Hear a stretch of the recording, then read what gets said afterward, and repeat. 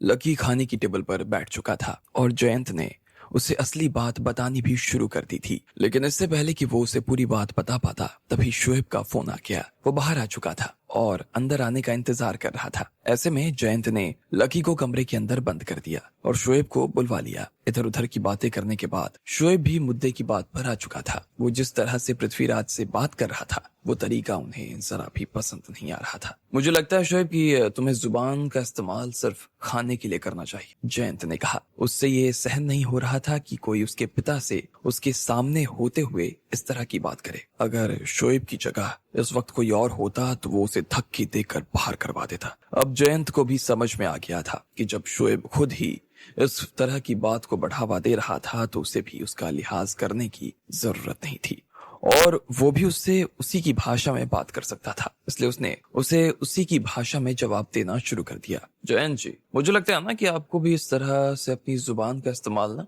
नहीं करना चाहिए। आप ये भूलिए मत कि आज अगर मैं अकेला आप दोनों के सामने आकर बैठा हूँ तो कुछ सोच समझ कर ही बैठा हूँगा ना। चलिए हम फिर से मुद्दे पर आते हैं। तो बताइए कि आपके और मेरे परिवार के बीच में कब से लड़ाई शुरू की जाए, शोएब ने कहा। वो अपनी ताकत के दम पर जरूरत से ज्यादा उछल रहा था। वो वैसे तो खुद भी लड़ाई नहीं करना चाहता था, लेकिन इस लड़ाई की धमकी देकर वो उनसे मांडवाली करने के बारे में सोच रहा था। वो धीरे धीरे इस तरह से उन्हें उखाड़ने के बारे में सोच रहा था। इसके बारे में तुम जाकर अपने बाप से पूछना, पृथ्वीराज ने कहा। वो खुद भी जानते थे कि लियाकत इतनी आसानी से अपने बेटे को यहाँ उनसे लड़ने के लिए तो नहीं भेज सकता। उसने अगर उसे भेजा होगा तो कुछ सोच समझ कर ही भेजा होगा। पृथ्वीराज अपने आप में बहुत चालाक और समझदार आदमी था। वो जानता था कि लियाकत ने किस तरह की तैयारियों के साथ में उसके बेटे को यहाँ भेजा होगा। इधर शोएब भी उनकी बात सुनकर थोड़ा सा तो नीचे झुक गया। वो जानता था कि इन लोगों से बात करना उतना भी आसान नहीं था जितना वो घर से सोच कर आया था। देखिए, मेरे पास में ना आप लोगों के लिए 3 सॉल्यूशन है। अब आप मुझे बताओ कि आपको तीनों में से कौन सा सॉल्यूशन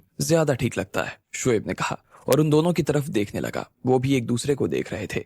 आखिर शोएब अपने साथ में किस तरह के समाधान लेकर आया था। उधर लकी ने भी अपने कान को दरवाजे से और ज्यादा चिपका लिया था। पहला सॉल्यूशन वो ये है कि आपका परिवार और मेरा परिवार सीधे मैदान में ही एक दूसरे के सामने आकर खड़ा हो जाए। हम दोनों के बीच में लड़ाई हो और उनमें से एक हारे और एक जीत जाए, शोएब ने कहा। पृथ्वीराज इस चीज के बारे में पहले से ही सोचकर बैठे हुए थे और इसलिए उन्होंने लकी को यहाँ बुलवा लिया था। लेकिन वो जानते थे कि वो यहाँ के सबसे मजबूत परिवार में से एक थे और अगर रऊफ परिवार भी उनसे लड़ने के लिए उनके सामने आकर खड़ा होने के बारे में सोच रहा था तो भी वो अपने आप में एक मजबूत परिवार ही था। ऐसे में अगर दोनों परिवारों के बीच में लड़ाई शुरू हो जाती तो दोनों परिवारों में इतनी ज्यादा मौतें होती कि लगभग पूरे परिवार खत्म हो जाते। लेकिन उसका नतीजा कुछ नहीं मिलने वाला था। दोनों ही परिवार इस लड़ाई के चक्कर में बर्बाद हो जाने वाले थे। लड़ाई का असर सिर्फ उनके परिवारों के ऊपर ही नहीं बल्कि उनसे जुड़े हुए परिवारों के ऊपर भी पड़ने वाला था और ये खबर किसी से छुपी हुई नहीं थी। अगर ये चीज सरकार के सामने आ जाती तो वो दोनों ही परिवारों को खत्म करवा देती। अब ऐसे में जीत चाहे किसी की भी होती, लेकिन इस सब में दोनों ही परिवारों का नुकसान बहुत होने वाला था। रिस्क भी इसमें ज्यादा था और लॉस तो और ज्यादा। इसके अलावा और तुम क्या सोच कर आए हो, पृथ्वीराज ने शोएब से पूछा। वो एक लीडर थे और उन्हें पता था कि शोएब का ये पहला सॉल्यूशन कितना बड़ा तूफान ला सकता था। एक लीडर होने के नाते वो कभी भी अपनी टीम के लिए ऐसा तूफान नहीं खड़ा करना चाहते थे जिसमें उनकी पूरी टीम ही खत्म हो जाए। जी, तो दूसरा सॉल्यूशन ये है कि दोनों परिवारों से एक एक आदमी को चुना जाए और लड़ाई करवाई जाए। जो भी आदमी जीतेगा वो अगला लीडर होगा, शोएब ने कहा। पृथ्वीराज इस तरीके के बारे में अच्छे से जानते थे और इसलिए उन्होंने अपनी तरफ से लकी को पहले ही बुलवा कर रखा था। उन्हें मालूम था कि लकी को हरा पाना इतना आसान तो नहीं होने वाला था, लेकिन फिर भी उन्होंने इस सॉल्यूशन के ऊपर अपनी हामी नहीं दी। तुम्हारे पास इसके अलावा और कोई सॉल्यूशन है, पृथ्वीराज ने पूछा। उनके हिसाब से तो शोएब ने जो 2 चीजें बताई उसके अलावा कोई तीसरी चीज नहीं हो सकती थी, लेकिन फिर भी अगर शोएब कह रहा था तो वो इस चीज के बारे में जानने के लिए बेताब हुए जा रहे थे। अरे हाँ हाँ बिल्कुल है ना, मेरे पास एक तीसरा सॉल्यूशन भी है और मुझे लगता है कि आपके परिवार के लिए ना उससे अच्छा सॉल्यूशन और दूसरा कोई हो ही नहीं सकता है, शोएब ने मुस्कुराते हुए कहा। पृथ्वीराज उसकी बात के खत्म होने का इंतजार कर रहे थे। वो जल्द से जल्द उसके मुंह से वो सॉल्यूशन सुन लेना चाहते थे। तो तीसरा सॉल्यूशन ये है कि मेरा परिवार बिना लड़े ही अपनी हार मान ले और गद्दी चुपचाप हमारे हवाले कर दे। अगर वो ऐसा करता है तो हम भी बदले में मेरा परिवार को उसका उचित सम्मान देकर विदा करेंगे, शोएब ने कहा। जैसे ही उसने इतना भर कहा कि इतने में पृथ्वीराज को खांसी आनी शुरू हो गई। उन्हें इस बात पर बहुत गुस्सा आ रहा था और गुस्से के साथ ही उनकी खांसी भी बढ़ती जा रही थी। शोएब ने उन्हें बहुत ज्यादा उकसा दिया और इस बात को सहन नहीं कर पा रहा था। बाबूजी, बाबूजी आप ठीक तो है ना? जयंत तुरंत नीचे झुका और अपने पिता को देखने लगा। वो देख पा रहा था कि उन्हें ठीक से सांस भी नहीं आ रही थी, लेकिन पृथ्वीराज ने नाम में अपना सिर हिलाया और कहा, शोएब यहाँ से बाहर निकल जा, अभी के अभी निकल जा। पृथ्वीराज ने कहा। उनके हिसाब से वो अभी बहुत बच्चा था और बच्चा होने के बाद भी वो इस तरह से बात कर रहा था। वो जितनी कड़वाहट के साथ में उन दोनों से बात कर रहा था, उससे पृथ्वीराज को काफी गुस्सा आ रहा था। आखिर उसकी इतनी हिम्मत कैसे हुई कि वो एक राजा से इस तरह की बात कर सकता है? वो तो फिर भी पृथ्वीराज उसका लिहाज कर रहे थे, वरना वो अभी तक तो उसे गोली मार चुके होते।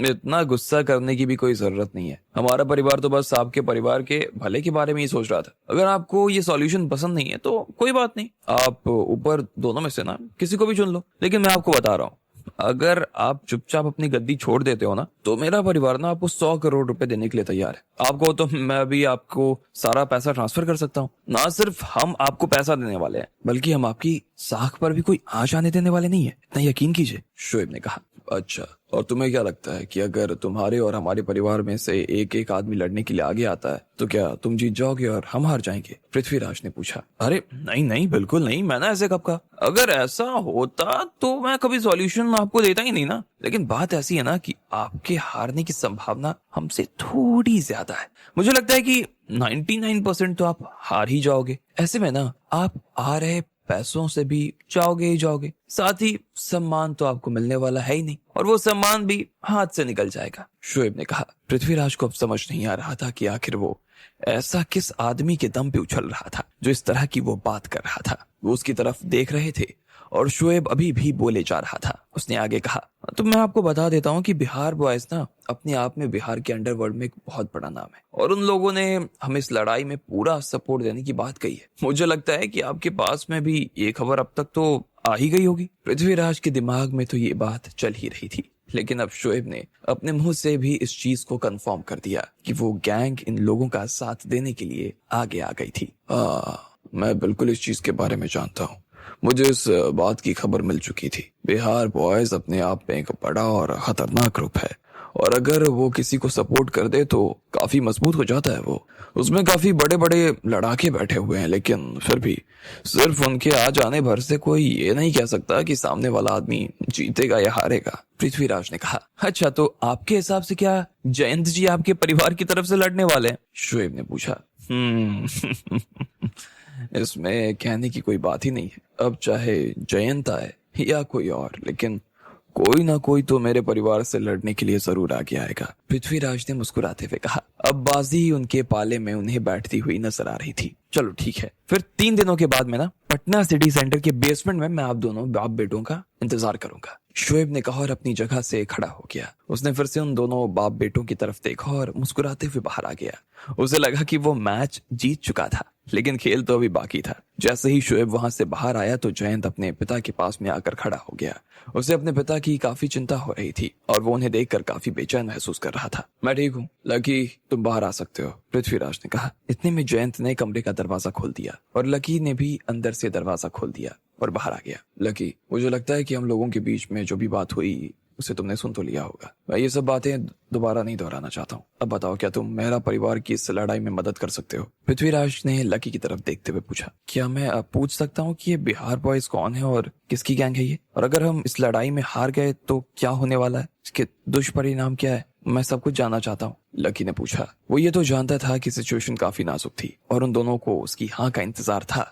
वो अपनी तरफ से हाँ करने के लिए राजी भी हो गए थे, लेकिन फिर भी उसके अपने मन में जो संशय था, पहले वो उन्हें खत्म कर लेना चाहता था। बिहार बॉयज यहाँ बिहार की सबसे बड़ी गैंग है। उस गैंग में सब एक से बढ़कर एक लड़ाके हैं। जहां तक मुझे मालूम है उसमें से कोई मार्शल आर्टिस्ट में एक्सपर्ट है तो कोई जूडो में, कुछ लोग बंदूक से भी लड़ते हैं। कुल मिलाकर जो जिनके सामने खड़े हो जाए ना वो बिना लड़े ही मैदान छोड़ देता है। इसके अलावा इस लड़ाई के अंदर हमारा मुकाबला सीधा उस गैंग के लीडर से होने वाला है। उस आदमी को हरा पाना बहुत मुश्किल है। जैसे ही पृथ्वीराज ने खुद अपनी तरफ से लकी को ये सारी जानकारी दी तो उसे खुद लगने लगा कि उसका काम इतना आसान तो नहीं होने वाला था जितना वो सोचकर बैठा हुआ था। अगर तुम हार गए तो वो तुम्हें छोड़ने वाले नहीं है। जब तक तुम मर नहीं जाते तब तक तुम हारे हुए नहीं माने जाने वाले हो। भले ही तुम चाहो तो हार मान लो, लेकिन उसके बाद भी वो तुम्हें नहीं छोड़ेंगे। देखो, मेरे लिए तुम्हारी जान से ज्यादा बढ़कर और कुछ नहीं है। ये अपने आप में खतरनाक चैलेंज है, तो अगर तुम इसे लेना चाहो तभी लो, ना लेना चाहो तो ना लो, ये सब तुम्हारे ऊपर है। पृथ्वीराज ने अपने अनुभव के आधार पर लकी को समझाते हुए कहा। वो उसके साथ में किसी भी तरह का रिस्क नहीं लेना चाहते थे। लकी को भी ये सब सुनकर थोड़ा सा डर तो लग रहा था। भले ही वो काफी मजबूत था, लेकिन वो अपने दुश्मन को तो नहीं जानता था ना। बिना अपने दुश्मन को जाने वो उसकी ताकत का अंदाजा भी नहीं लगा सकता था। शोएब के जाने के बाद लकी को बाहर ले आया गया था। शोएब ने पृथ्वीराज और जयंत के सामने 3 सॉल्यूशन रखे थे। उनमें से दोनों ने दूसरे सॉल्यूशन को चुन लिया था। वो अपनी तरफ से लकी को लड़ने के लिए भेजने वाले थे, लेकिन यह लड़ाई लकी के लिए खतरनाक हो सकती थी। वो वहां तभी हारा हुआ माना जाता जब वो खुद मर जाता, और जीतने के लिए उसे सामने वाले इंसान को मारना बहुत जरूरी हो गया था। ऐसे में लकी को भी समझ नहीं आ रहा था कि उसे क्या करना चाहिए था। कुछ देर सोचने के बाद में उसने कहा, ठीक है, मैं तैयार हूँ लड़ने के लिए। देखो लकी, तुम भी जो फैसला लो बहुत सोच समझ कर लेना। मैं अपने फायदे के लिए तुम्हारी जान जोखिम में नहीं डालना चाहता हूँ। पृथ्वीराज ने कहा। वैसे तो लकी भी हाँ नहीं करना चाहता था, लेकिन अब जब उसके पास कोई चारा नहीं बाकी रह गया तो उसने कहा, नहीं, मैं जाऊंगा और मैं किसी के दबाव में ये फैसला नहीं ले रहा हूँ। मैंने पहले राधिका के बारे में सोचा, मैं उनसी के बारे में सोच रहा था एक्चुअली, लेकिन अगर राधिका को खुद पता चलेगा कि उसके परिवार के साथ में ऐसा कुछ हो गया है तो वो कभी इस चीज को बर्दाश्त नहीं कर पाएगी। मैंने उससे वादा किया है कि अब कभी भी मैं उसे जिंदगी में ना तो दुखी करूंगा ना ही रोने दूंगा। अगर वो अपने परिवार की वजह से दुखी होगी तो मुझे बुरा लगेगा। अगर राधिका इस परिवार का हिस्सा है तो मैं भी अब इसी परिवार का हिस्सा हूँ। जैसे ही पृथ्वीराज ने सुना कि लकी अपनी जुबान से नहीं बल्कि अपने दिल से बात कर रहा था तो खुद उसकी आंखें एक बार के लिए भर आई। उसने सपने में भी नहीं सोचा कि इतने छोटे से लड़के के अंदर इतनी ज्यादा गहराई थी। अब पृथ्वीराज को समझ में आ गया था कि उसकी नातिन ने अपने लिए कोई गलत लड़का नहीं चुना था। उसे राधिका की पसंद पर नाज हो रहा था। मुझे तुम्हारी बात सुनकर काफी खुशी हुई लकी, तुम सच में अब इस परिवार का हिस्सा हो। चलो अब पहले खाना खाते हैं और उसके बाद में आगे क्या करना है उसके बारे में परिवार के बाकी लोगों के साथ बैठकर चर्चा करते हैं, पृथ्वीराज ने कहा। लकी ने भी हाँ में अपना सिर हिलाया और खाना खाने के लिए बैठ गया। उसे ऐसा लग रहा था कि वो बहुत समय बाद ही अपने परिवार के साथ खाना खा रहा था। उसे रह रह कर वो दिन याद आ रहा था जब उसे अपने ही घर से बाहर कर दिया गया। जैसे ही उसे वो दिन याद आया तो वो उदास हो गया, लेकिन इतने में जयंत ने उसके कंधे पर अपना हाथ रख दिया। थोड़ी ही देर में उन लोगों ने खाना खा लिया था। सच में खाना बहुत लाजवाब था और बहुत दिनों बाद में लकी ने इस तरह से इतना पेट भर के खाना खाया था। लकी, इन 2 दिनों में हम इस बात की जानकारी निकालने की भी कोशिश करने वाले हैं कि शोएब का परिवार मैदान में अपनी तरफ से किस आदमी को उतारने वाला है। जब वो दिन आएगा तो तुम्हें चिंता करने की जरूरत नहीं है, हम लोग भी तुम्हारे साथ ही चलेंगे। इसके अलावा हमें और एक चीज का ध्यान रखना होगा, किसी भी तरह से ये बात राधिका के कानों में नहीं पड़नी चाहिए, वरना हमारे लिए उसे जवाब देना भारी हो जाएगा, पृथ्वीराज ने कहा। जी मैं समझ गया हूँ, लकी ने हाँ में सिर हिलाते हुए कहा। वो खुद भी इस चीज के बारे में राधिका को कुछ नहीं बताने वाला था। अगर राधिका को इस बात का पता चलता कि लकी की जान खतरे में थी तो वो उसकी बहुत चिंता करने वाली थी। हो सकता था कि वो लकी को लड़ने से ही मना कर देती। लकी नहीं चाहता था कि वो ऐसा कुछ कहे, इसलिए उसने सोचा कि उसके चुप रहने में ही भलाई थी। लेकिन इसी वक्त लकी को और एक चीज खाई जा रही थी। उसे लग रहा था कि अगर वो रिंग में ही मारा गया और बाद में राधिका को ये पता चला तो वो रो रो कर हालत खराब कर लेगी और उसका बहुत बुरा हाल हो जाएगा। वो अपने नाना को इस चीज के लिए कभी माफ नहीं करेगी। जैसे ही लकी की आंखों के सामने ये मंजर आया तो उसके तो रोंगटे खड़े हो गए। उसे समझ नहीं आ रहा था कि उसकी मौत की खबर को राधिका कैसे लेने वाली थी। उधर जब मेहरा परिवार में शोएब के परिवार से लड़ने की बात चल रही थी तब इधर शोएब भी अपनी बड़ी सी गाड़ी में अपने घर आ गया था। वो अपनी गाड़ी से उतरा और सीधा घर के अंदर आ गया। उसने देखा कि उसके पिता बिना विग के ही वहीं कमरे में बैठे उसका इंतजार कर रहे थे। उसने देखा कि सामने टेबल पर कम से कम 10 से ज्यादा सिगरेट के बट रखे हुए थे। शोएब समझ गया कि उसके पिता को काफी चिंता हो रही थी।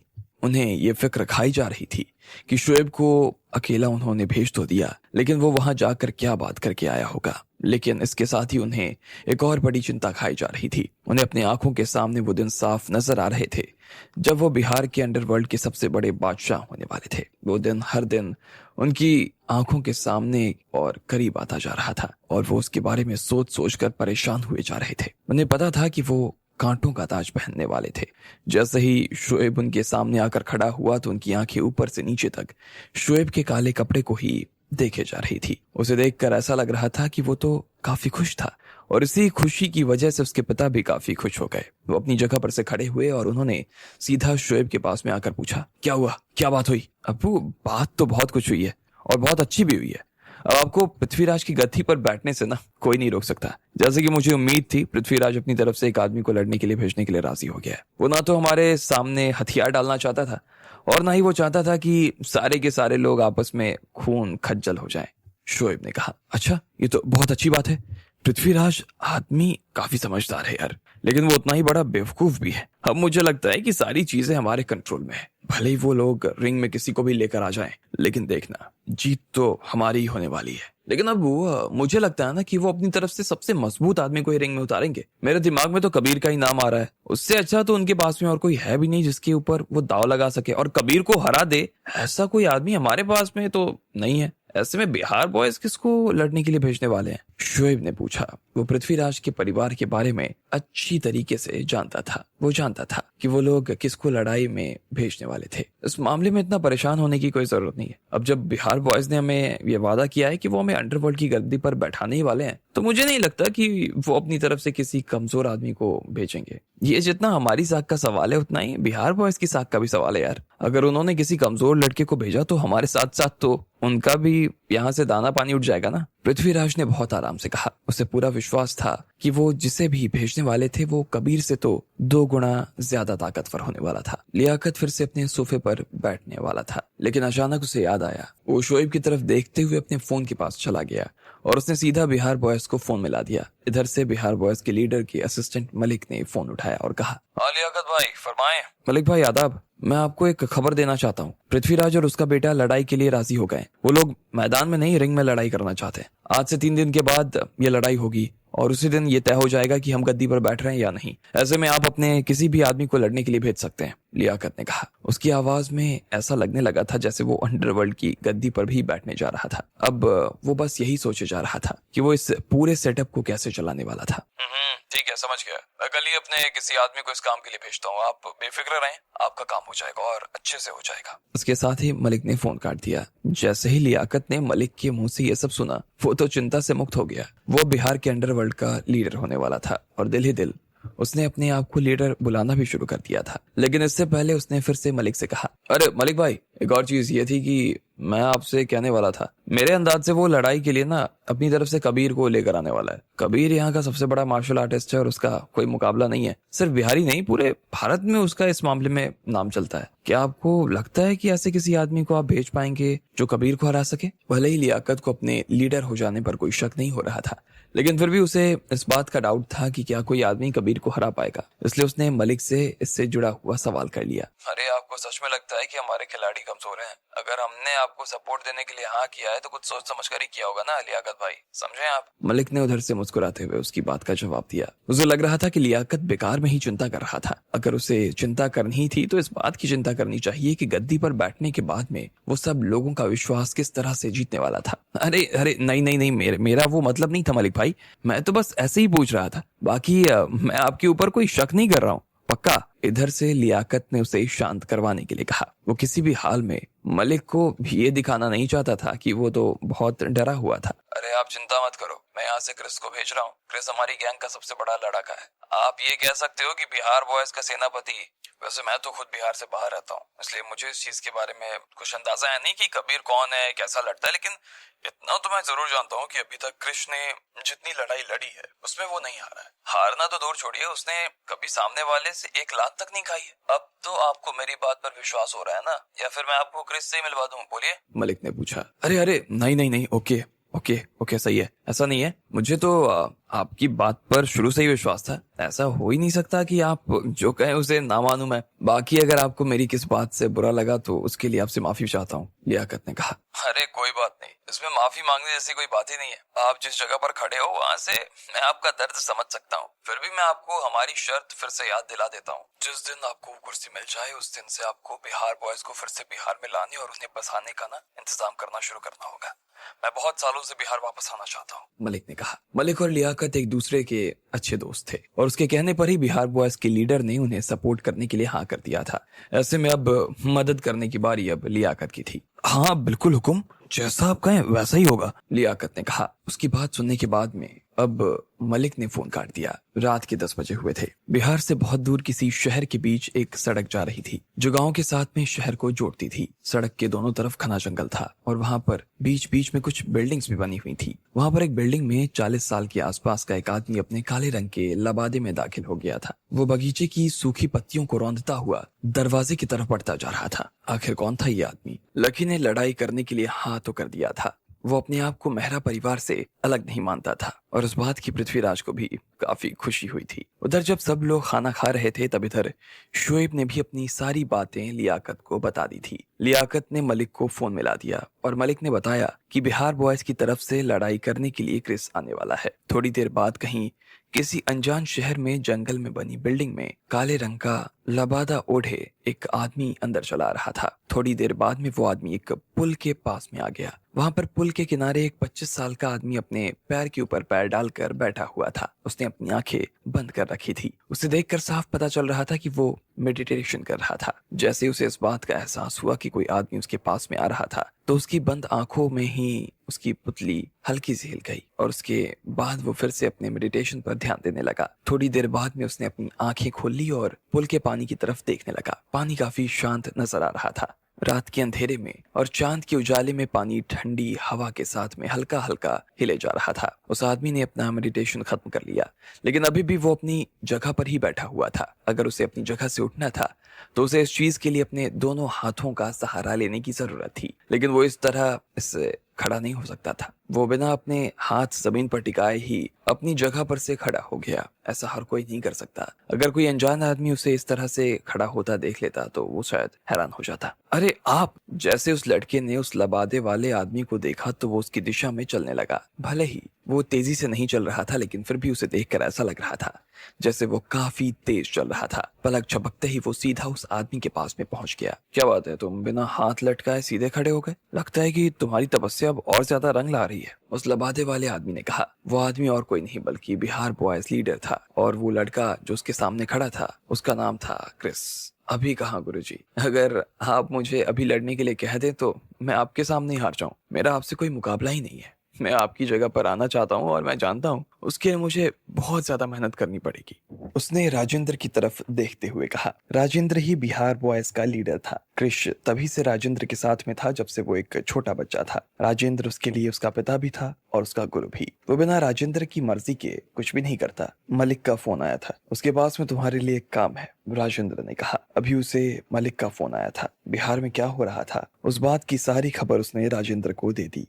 इस बार मुझे क्या करना होगा? कृष्ण ने पूछा। वो समझ गया था कि फोन आया था तो किसी काम के लिए आया था। जब भी उसके पास में कोई काम आता था तो वो काफी खुश हो जाता था। उसे लोगों से लड़ाई करने में और अपने बिहार बॉयज का नाम ऊंचा करने में बहुत मजा आता था। ना सिर्फ वो ये सब अपनी संस्था को बचाने के लिए करता बल्कि बेवक्त वो इससे अपनी भी ताकत को परख लिया करता। वैसे तो उसकी उम्र काफी कम थी और ऐसे में राजेंद्र उसे लड़ने के लिए नहीं भेज सकता था, लेकिन अब जब क्रिस खुद ही इतना उत्तेजित हो गया था और जिस हिसाब से वो तपस्या कर रहा था, उनकी नजर में इससे अच्छा लड़ाका तो और कोई हो ही नहीं सकता था। इसलिए राजेंद्र को काफी खुशी हुई। उसका चेला उसके बहुत काम आ रहा था, नाम कमा रहा था। वक्त आ गया है मैंने जहाँ से तुम्हें उठाया था वहां वापस भेजने का। मुझे नहीं पता कि तुम्हारा जन्म बिहार में हुआ था या तुम बिहार में छोड़ दिए गए, लेकिन अब तुम्हें दोबारा वहां जाना होगा। वहां पर हमें रऊफ परिवार की मदद करनी है। हमें मेहरा परिवार के खिलाफ लड़कर रऊफ परिवार को जिताना है ताकि वो लोग बिहार के अंडरवर्ल्ड पर अपना राज कायम कर सकें, राजेंद्र ने कहा। लगभग 20 साल हो चुके थे जब क्रिस को बिहार से राजेंद्र ने अपने साथ लाया था। उसे पता भी नहीं था कि वो कौन था और पैदा कहाँ हुआ था। इस बात की टीस उसके दिल में आज भी उठती थी कि आखिर उसकी असली पहचान क्या थी। वो गोरा था और उसके बाल भूरे थे, इसलिए राजेंद्र को लगा कि वो कोई अंग्रेज था और उसका नाम क्रिस रख दिया गया था। खुद राजेंद्र को भी उसका असली नाम वो कौन था इस बारे में कोई जानकारी नहीं थी। जैसे ही कृष्ण ने फिर से बिहार जाने की बात सुनी तो उसे ऐसा लगा जैसे किसी ने उसके दिल पर लगे हुए घाव को कुरेद दिया था। एक तरफ बिहार उसकी मातृभूमि थी, लेकिन वो जब से बड़ा हुआ था तब से वो ना जाने कितने शहरों में रह चुका था। अब उसे इस बात से तो फर्क ही पड़ना बंद हो गया था कि वो किस शहर में रह रहा था। अब उसके लिए जिंदा रहना जरूरी रह गया था और वो जिंदा था भी। उसे राजेंद्र पर पूरा भरोसा था। राजेंद्र जहां उसे ले जाता वो आंख बंद करके चला जाता था। उसे सब अंग्रेज के नाम से बुलाते थे, कोई कोई तो उसे लावारिस भी कह दिया करता। वो अपने लिए इस शब्द को कभी नहीं सुन पाता था। जैसे ही कोई उसे लावारिस कहता तो उसका तो खून खौल उठता। क्रिस को इस बात का भी मलाल था कि उसके माता पिता उसे इतनी छोटी सी उम्र में ही छोड़कर चले गए। अगर उसे राजेंद्र ने नहीं बचाया होता, लेकिन अब जब उसे फिर से बिहार भेजा जा रहा था तो उसे बहुत डर लग रहा था। उसे समझ नहीं आ रहा था कि उसे वहां जाना चाहिए था या फिर नहीं। तुम्हारे मन में किसी तरह का कोई सवाल है क्या? राजेंद्र ने पूछा। जी नहीं, आप बेफिक्र रहिए। आपने जो काम मुझे सौंपा है मैं उसे आराम से पूरा कर दूंगा। आपको चिंता करने की जरूरत नहीं है। बहुत अच्छे, यही उम्मीद है तुमसे। अगर मैं बिहार बॉयज को फिर से बिहार पहुंचा सका तो इससे बढ़कर मेरे लिए और क्या बात हो सकती है। मुझे तो इस चीज से काफी खुशी होगी कि मैं अपनी संस्था के काम आ सका। हाँ हाँ, मैं जानता हूँ। इसके बाद क्रिश आसमान में देखने लगा और राजेंद्र से ऊपर ही देखते हुए बोला, आपको पता है इस बार जब मैं बिहार जाऊंगा ना तो मैं सिर्फ वहाँ रऊफ परिवार को गद्दी पर बैठाने भर के लिए नहीं जाऊंगा, बल्कि मैं अपने लोगों की मदद भी करके आऊंगा। हम लोगों का वहाँ दबदबा होगा और सब लोगों को मेरे जाने से ये पता चल जाएगा कि बिहार बॉयज अभी भी जिंदा है। बिहार बॉयज एक बहुत ही पुरानी संस्था थी जो बीच में गायब हो गई। जब से उसे बिहार से निकाला गया तब से वो लोगों की नजरों से भी गायब हो चुकी थी। लेकिन अब उसके फिर से लोगों की नजर में आने के दिन सामने आ चुके थे। जिस आदमी ने संस्था को बनाया था, थोड़े दिनों के बाद में उसके अपने लोग ही उसके खिलाफ खड़े हो गए। सबको पता था कि ये गैंग बहुत आगे तक जाने वाली थी, लेकिन उस आदमी के होते हुए किसी को भी इस कुर्सी पर बैठने का मौका नहीं मिलने वाला था। ऐसे में वो सभी उसकी जान के दुश्मन हो गए और उन सब ने कसम खा ली कि वो इस आदमी को जान से मार देंगे। न सिर्फ उन्होंने इस काम को अंजाम दिया, बल्कि उन्होंने उस लीडर को मारने के चक्कर में उसके परिवार और उसके बाकी साथियों को भी खत्म कर दिया था जो उसका साथ दे रहे थे। आखिर में उन लोगों ने अपनी संस्था बनाकर बिहार के अंडरवर्ल्ड के ऊपर अपना कब्जा जमा लिया और धीरे धीरे आपसी रंजिश की वजह से सब एक दूसरे से अलग हो गए। उस वक्त बहुत खून खराबा हुआ। लोग आज भी जब उस जमाने के किस्से सुनते थे तो उनकी तो रूह कांप उठती थी। तब से उस आदमी ने यह तय कर लिया था कि वो फिर से इस गैंग को खड़ा करेगा और वो इस तरह के लोगों को जड़ से उखाड़ के फेंक देगा। वो कभी इन जैसे लोगों को अपनी जमीन पर दोबारा खड़ा नहीं होने देने वाला था। वो तब से ही अपने लोगों के साथ में अपने गांव वापस जाना चाहता था। राजेंद्र ने क्रिस को रफ परिवार के बारे में सारी जानकारी दे दी। अगले ही दिन क्रिस अपनी सारी तैयारी करके वहां के लिए रवाना हो गया। वो अगली सुबह पटना आ गया। सब लोग ट्रेन से नीचे उतर रहे थे और सबसे बाद में एक 6 फीट का जवान आदमी नीचे उतरा।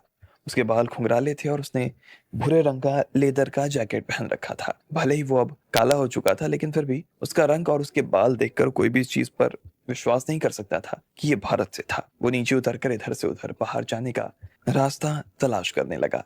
वो धीरे धीरे एग्जिट की तरफ बढ़ता जा रहा था। क्रिस क्रिस, मैं लियाकत इधर। इतने में लियाकत और शोएब ने क्रिस को देख लिया। वो दोनों पहले ही स्टेशन पर आ चुके थे और क्रिस के आने का ही इंतजार कर रहे थे। मलिक ने पहले ही उसकी फोटो क्रिस को भेज दी थी। ऐसे में उसे सम्मान देने के लिए खुद लियाकत और शोएब उसे अपनी गाड़ी में लेने आए थे। हेलो, उसने लियाकत को देखते हुए कहा और हाथ मिलाया। वो सिर्फ राजेंद्र से ही सम्मान और मुस्कान के साथ में बात करता, उसके अलावा वो किसी से भी ठीक से बात नहीं करता। इस दुनिया में उसके लिए राजेंद्र से बढ़कर और कोई नहीं था। जैसे ही लियाकत ने देखा कि क्रिस उससे बहुत अकड़ के साथ बात कर रहा था तो उसे उसकी ये चीज बहुत बुरी लगी, लेकिन फिर भी उसने अपने चेहरे पर अपनी मुस्कान बनाई हुई थी। वो अपने चेहरे की मुस्कान को जाने नहीं देना चाहता था। क्रिस वैसे भी उसे गद्दी पर बैठाने वाला था और ऐसे में वो क्रिस को नाराज तो नहीं कर सकता था। वो शोएब और लियाकत के साथ में बाहर आया और सीधा गाड़ी में बैठ गया। क्रिस, तुम्हारा सफर तो काफी लंबा हो गया, थक गए होगे तुम। मैंने तुम्हारे लिए पटना के सबसे शानदार शिमला होटल में कमरा बुक करवा दिया है। तुम वहां जाकर नहा धो लो और आराम करो। तुमसे लड़ने के लिए कौन आने वाला है उसके बारे में जानकारी दे दूंगा। लियाकत ने बड़े ही प्यार से क्रिश से कहा, जो पीछे की सीट पर उसके साथ बैठा हुआ था। कौन लड़ने वाला है मुझसे? क्रिश ने पूछा।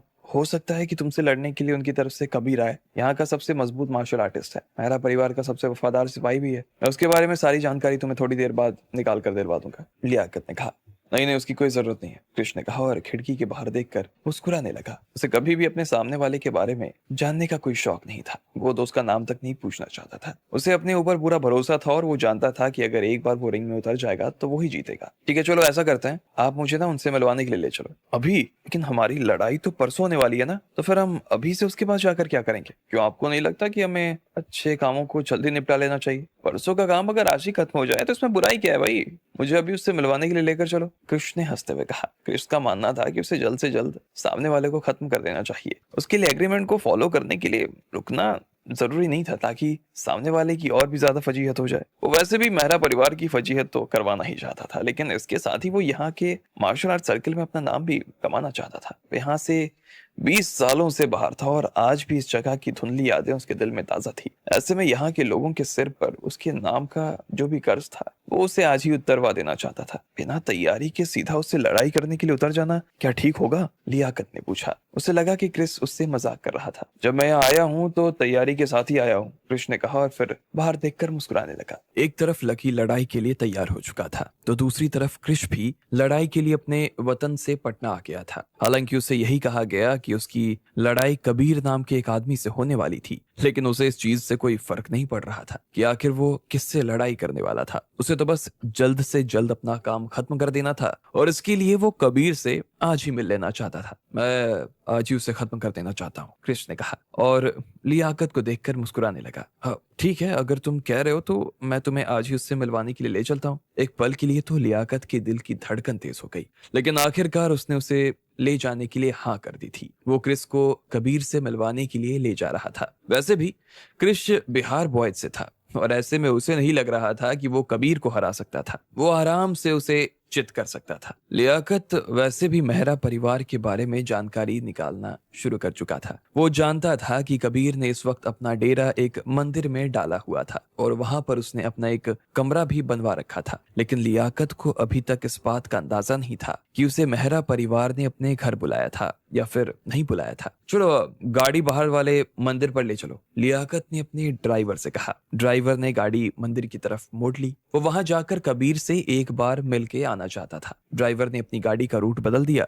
और सीधा पटना के बाहर वाले मंदिर की तरफ बढ़ने लगा। पूरे रास्ते उसे बहुत सारे लोग मिल रहे थे। जैसे जैसे गाड़ी आगे बढ़ती जा रही थी वैसे वैसे क्रिश को लग रहा था जैसे वो अपना होश खोते चला जा रहा था। आज बहुत सालों बाद वो यहाँ वापस आया था। बाहर से उसने देखा कि एक पहाड़ को काट कर वहां पर एक बिल्डिंग खड़ी कर दी गई। उसके आसपास के पेड़ तेज हवा की वजह से लहरा रहे थे। धीरे धीरे उसे अपनी आंखों के सामने एक सिंदूरी रंग का मंदिर भी नजर आने लगा। उसके ऊपर एक बड़ा सा झंडा लगा हुआ था जो दूर से ही लहराता हुआ नजर आ रहा था। ये कबीर का ही मंदिर था। लियाकत, शोएब और क्रिस गाड़ी में से बाहर आ चुके थे। वहां पर पहले से ही 4 आदमी खड़े हुए थे जो कि मंदिर के दरवाजे की रखवाली कर रहे थे, लेकिन ये आदमी शोएब ने ही वहां खड़े करवाए हुए थे। वो लोग एग्रीमेंट से बाहर जाकर कबीर से लड़ने वाले थे और ऐसे में उनके साथ कुछ भी हो सकता था। इसलिए अपने आप को और अपने पिता को बचाने के लिए उसने 4 आदमी वहां पहले से ही लाकर खड़े कर दिए थे। लियाकत ने मंदिर के दरवाजे पर आकर उसे खटखटाना शुरू कर दिया। 2 साधु जिनके बाल साफ थे उन्होंने आकर दरवाजा खोला। जैसे ही लियाकत और बाकी लोगों को देखा तो वो हैरान हो गए। उनके मन में पहले ही ये भाव आने शुरू हो गए कि यहाँ पर अब सब कुछ तो बुरा होने वाला था। नमस्ते, अब कबीर मंदिर के अंदर है क्या? लियाकत ने बहुत ही प्यार से उन दोनों से पूछा। कबीर जी, हाँ हाँ वो तो अंदर ही है। उन दोनों ने देखा कि वो कबीर के बारे में पूछ रहे थे तो एक सेकंड तक सोचने के बाद में उनमें से एक साधु ने हाँ में अपना सिर हिला दिया। जब पिछली बार वो एक पति और एक पत्नी यहाँ पर आए थे तो उस दिन मंदिर में 4 लोगों की मौत हो गई थी। ऐसे में वो दोनों साधु हर जाने आने वाले से डरते थे और कोई भी उनसे कबीर के बारे में पूछता तो वो तुरंत हाँ करते थे। क्या आप मुझे उससे मिलवाने के लिए लेकर चल सकते हैं? लियाकत ने फिर से बहुत ही प्यार से पूछा। इतनी बड़ी लड़ाई यहाँ पर उन लोगों के बीच में होने वाली थी, लेकिन उस लड़ाई से पहले वो अपना आपा नहीं खोना चाहता था। हाँ हाँ बिल्कुल चलिए, उन दोनों साधुओं ने हाँ में अपना सिर हिलाते हुए कहा। उसके बाद उन दोनों ने अपना सिर नीचे झुकाया और सीधा मंदिर की तरफ जाने लगे। उनके हाथ उनके लबादे की आस्तीन के अंदर कांपते हुए नजर आ रहे थे, लेकिन वो अपने गुरु की जान बचाने के लिए अपनी जान नहीं गंवाना चाहते थे। दोनों साधु लियाकत और बाकी लोगों को बगीचे से होते हुए मंदिर की तरफ बढ़ने लगे और मंदिर से होते हुए वो लोग पीछे की तरफ जाने लगे जहां पर कबीर तपस्या करता। वो उन्हें उस छोटे से टीले के पास में लेकर आ गए। पिछली बार जब कबीर जयपुर में लकी से हारा था उसके बाद से वो मंदिर आकर और ज्यादा मेहनत करने लगा। जिस तरह से उसकी और लकी की लड़ाई हुई थी उसके बारे में तो वो बार बार लगातार सोचता। उस लड़ाई के हर एक पल को याद करके वो बहुत ही ध्यान से इस बात पर ध्यान देने की कोशिश कर रहा था कि आखिर उससे चूक कहाँ हुई थी। वो बहुत ही बारीकी से हर चीज को परख रहा था। ऐसे में जब उसे लगा कि उसकी एक टेक्निक की वजह से वो हारा, तो उसने उसी के ऊपर काम करना शुरू कर दिया। इन दिनों वो काफी उदास रहता। लकी से हारने की वजह से वो काफी निराश और हताश रहने लगा था। उसे ऐसा लग रहा था कि उसके 30 सालों की सारी मेहनत बेकार चली गई। इधर वो दोनों साधु थोड़ी देर में लियाकत को कबीर के सामने ले आए थे। आखिरकार उन्होंने कबीर को देख तो लिया था, जो कि घाट के पास में एक चट्टान पर बैठा हुआ था। वही है कबीर जी, एक साधु ने कांपती हुई आवाज में कहा। उसकी आवाज डर के मारे थरथरा रही थी। क्रिस कबीर की तरफ देख रहा था और लियाकत उसकी तरफ। वो उसे कबीर तक ले आया था और अब जो भी करना था वो कृष को ही करना था। अब तुम यहाँ से बाहर निकलो, जाओ। कृष ने दोनों साधुओं की तरफ देखते हुए कहा और फिर धीरे धीरे आगे बढ़ने लगा। उसने अपने दोनों हाथों को अपनी छाती के इर्द गिर्द बांध रखा था और वो कबीर की तरफ देखता जा रहा था। कबीर को किसी के अपने पीछे होने की आहट सुनाई दी। उसे लग गया था कि कुछ खतरा था और इसलिए उसने अपनी आंखें खोल ली। वो क्रिस की तरफ देख रहा था। जैसे ही उसकी नजर क्रिस से जाकर मिली तो वो अपनी जगह पर खड़ा हो गया। पिछले 30 सालों से उसके मंदिर में किसी ने इस तरह की आवाज में बात नहीं की थी और ना ही कोई ऐसे ही उस मंदिर में घुस सकता था। इसलिए कबीर को उनकी इन हरकतों की वजह से गुस्सा आ गया। जैसे ही उसने देखा कि लियाकत के पीछे क्रिश खड़ा था तो वो थोड़ा सा शांत हो गया। वो जानता था कि पटना में रऊफ परिवार और मेहरा परिवार में लड़ाई चल रही थी। ऐसे में रऊफ परिवार उससे मिलने के लिए क्यों आ गए थे? तुम कौन हो? कबीर ने पूछा। अगर उसे लियाकत की पहचान के ऊपर कोई शक नहीं होता तो वो अभी तक क्रिश को धूल चटा चुका होता। वो जिस तरह से उसे देख रहा था, कबीर को उसकी आंखें जरा भी पसंद नहीं आ रही थी। अच्छा, तो तुम इन्हें नहीं जानते हो? चलो कोई बात नहीं। वैसे तुमने बिहार बॉयज का नाम सुना है? कृष ने कहा और हंसने लगा। उसे ऐसा लग रहा था कि वो कबीर को एक झटके में खत्म कर सकता था और वो अपने साम्राज्य की शुरुआत इसी मंदिर से करने वाला था। बिहार बॉयज, ये नाम सुनकर कबीर को झटका नहीं लगा। उसने बिहार बॉयज का नाम पहले से सुना हुआ था और वो जानता था कि उनका नाम एक बड़ा नाम था। वो यहाँ 30 सालों से मार्शल आर्ट कर रहा था और यहाँ के इतिहास से अच्छी तरीके से वो वाकिफ भी था। कबीर भी उसके सामने देखकर हंसने लगा और उसने कहा, ना जाने कितने सालों पहले तुम्हारा मालिक एक नंबर का डरपोक यहाँ अपने परिवार को मारने के लिए छोड़ गया और भाग गया। उसकी वजह से ना तो सिर्फ उसका परिवार मारा गया बल्कि बहुत से लोगों की जान चली गई। उसकी वजह से बिहार का नाम बदनाम हो गया। उसके बाद उसने बाहर जाकर अपनी गैंग बना ली और वहां पर वो बिहार के लोगों को इकट्ठा करके उन्हें बिहार बॉयज में शामिल कर लेता। यही इतिहास है ना तुम्हारा? हाँ, कृष्ण ने गुस्से में कहा। वो देख पा रहा था कि कबीर उसके बारे में जो बात कर रहा था वो गलत कर रहा था। ऐसा कुछ भी नहीं हुआ था। वैसे तुम जो कहानी सुना रहे हो वो गलत है। उसने अपने परिवार को बिहार को मरने के लिए नहीं छोड़ा था बल्कि उसने उन्हें कुर्बान किया था। बिहार के सिर पर उसके बहुत सारे एहसान हैं और मैं उन एहसानों को चुकता करने के लिए तुम्हारे पास आया हूँ। आज मैं रऊफ परिवार के लिए तुम्हें जान से मार दूंगा, कृष्ण ने कहा और उसकी दिशा में आगे बढ़ने लगा। इससे पहले कि वो उसके पास पहुंचता, पीछे से फिर से कबीर चिल्लाया और उसने कहा, अच्छा, किस बात का कर्ज है? बिहार के साथ बुरा किया उसने, अपने परिवार को मरने के लिए वो छोड़ कर गया। तुम्हें अभी समझ नहीं आ रहा कि अच्छा क्या है और बुरा क्या है? अगर तुमने मरने मारने की बात की है तो चलो मारने से ही शुरुआत करता हूँ। सबसे पहले तो मैं तुम्हें खत्म करूंगा और उसके बाद मैं इन दोनों को भी जान से मार दूंगा। इतना कहने के साथ ही कबीर ने अपना चाकू निकाल लिया और सीधा कृष के ऊपर वार करने के लिए आगे बढ़ गया। पिछले दिनों जब लकी ने उसे हराया था तो वो काफी उदास सा रहने लगा। एक बार तो उसका मन किया कि अब उसे जीना ही छोड़ देना चाहिए, लेकिन फिर उसे लगा कि वो ऐसे बुजदिलों की तरह नहीं मर सकता। जब तक उसे उसका कॉन्फिडेंस वापस नहीं मिल जाता तब तक उसे जिंदा रहना और लड़ते रहना जरूरी था। वो कृष के खून का इस्तेमाल करके अपने कॉन्फिडेंस को बढ़ाने वाला था। इतने में कृष ने उसके ऊपर वार के बदले में पलटवार कर दिया। क्रिस का शरीर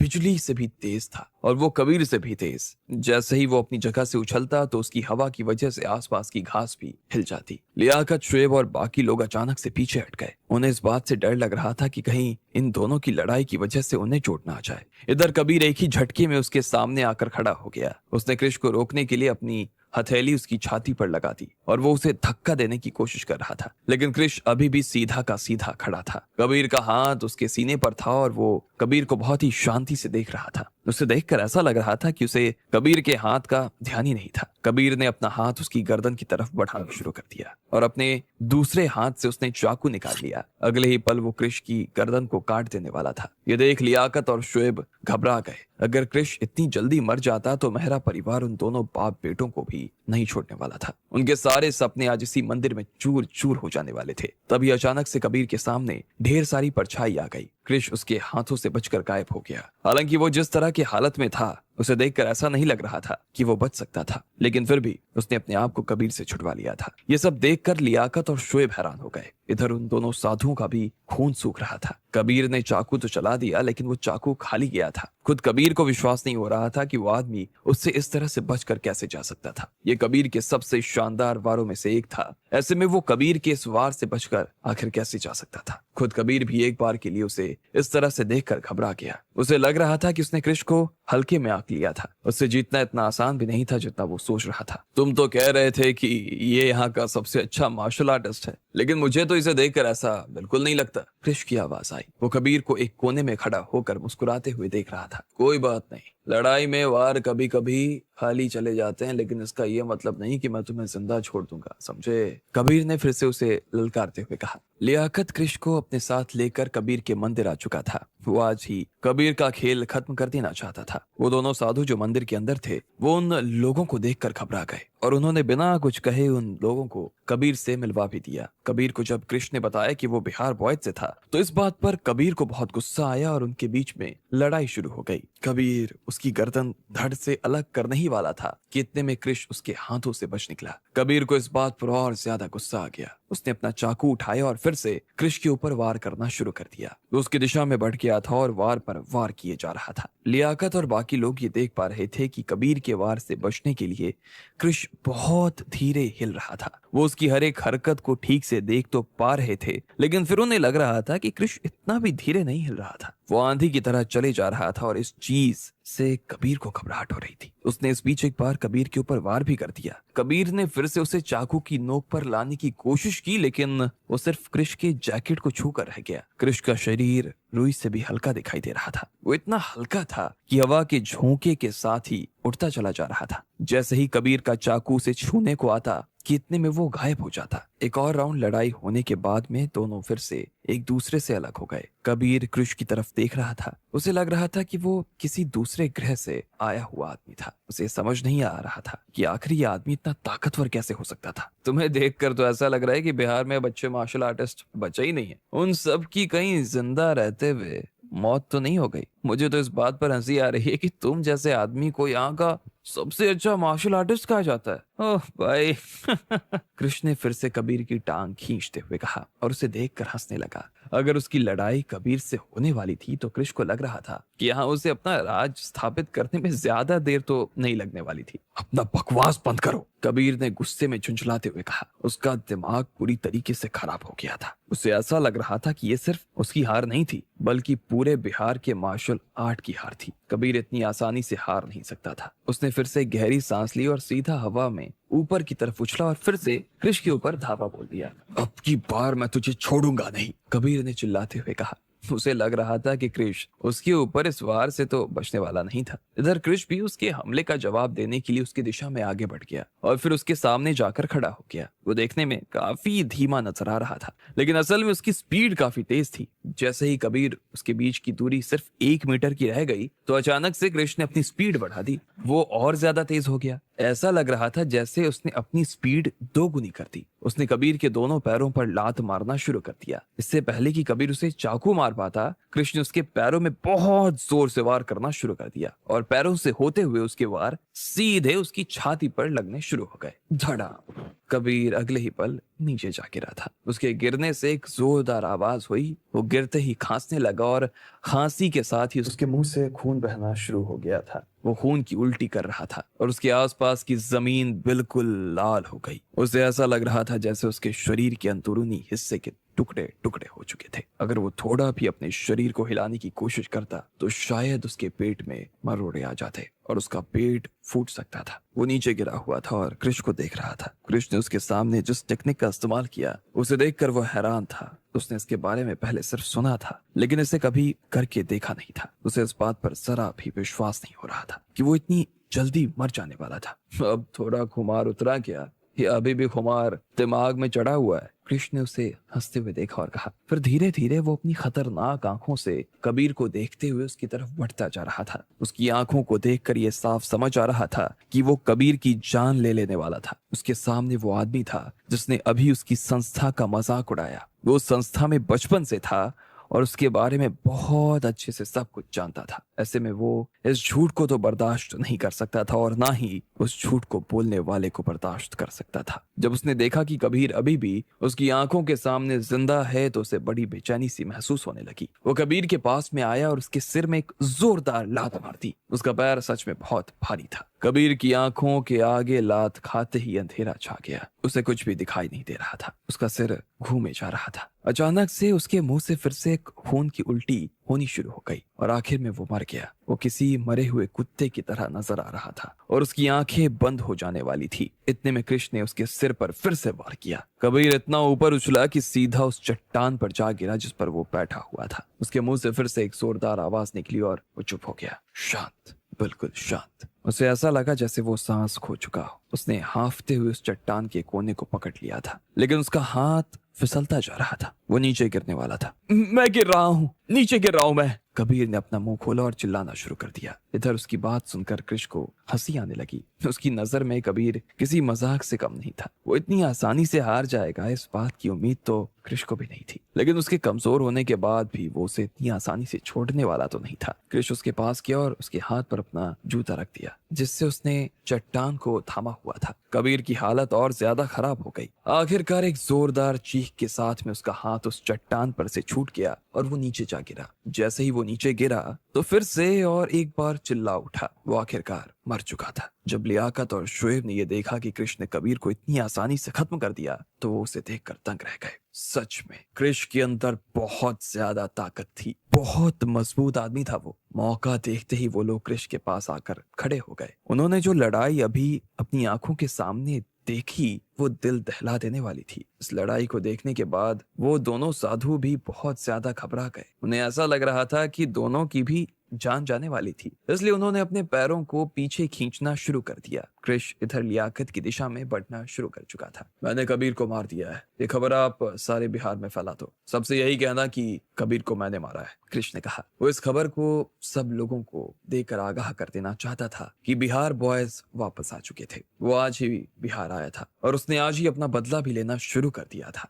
जी, मैं ये खबर सब लोगों को दिलवा दूंगा, लियाकत ने कहा। भले ही वो अंडरवर्ल्ड का सबसे बड़ा आदमी होने वाला था, लेकिन फिर भी उसने अभी जो देखा उसे देखकर वो खुद कृष से घबरा गया था। जब उसने लियाकत और शुएब की आंखों में देखा तो पाया कि वो उसे बड़ी इज्जत के साथ में देख रहे थे। उसे बड़ी सम्मान भरी नजरों से देख रहे थे। उसने कभी अपने लिए लोगों की आंखों में इतना सम्मान नहीं देखा था। उसके हिसाब से इस तरह के लोगों को इतनी बड़ी पोजीशन पर बैठना ही नहीं चाहिए था। अब वो वापस जाकर अपने घर पर आराम करना चाहता था, लेकिन इसके साथ ही वो बहुत बोर भी महसूस कर रहा था। कबीर ने उसके लिए जरा सी भी मुश्किल खड़ी नहीं की थी। उसके हिसाब से तो वो बहुत आसानी से यहाँ अपना राज जमा सकता था, लेकिन अभी वो सिर्फ थोड़ी देर आराम करना चाहता था। लियाकत उसे अपने साथ में बाहर ले आया। वो लोग मंदिर से बाहर आए और अपनी गाड़ी में बैठकर रवाना हो गए। थोड़ी देर गाड़ी में चलने के बाद में अब लियाकत काफी हल्का महसूस कर रहा था। उसे ऐसा लग रहा था जैसे उसकी सारी चिंताएं खत्म हो गई थी। अब उसे जरा भी परेशानी महसूस नहीं हो रही थी। वो काफी खुश नजर आ रहा था।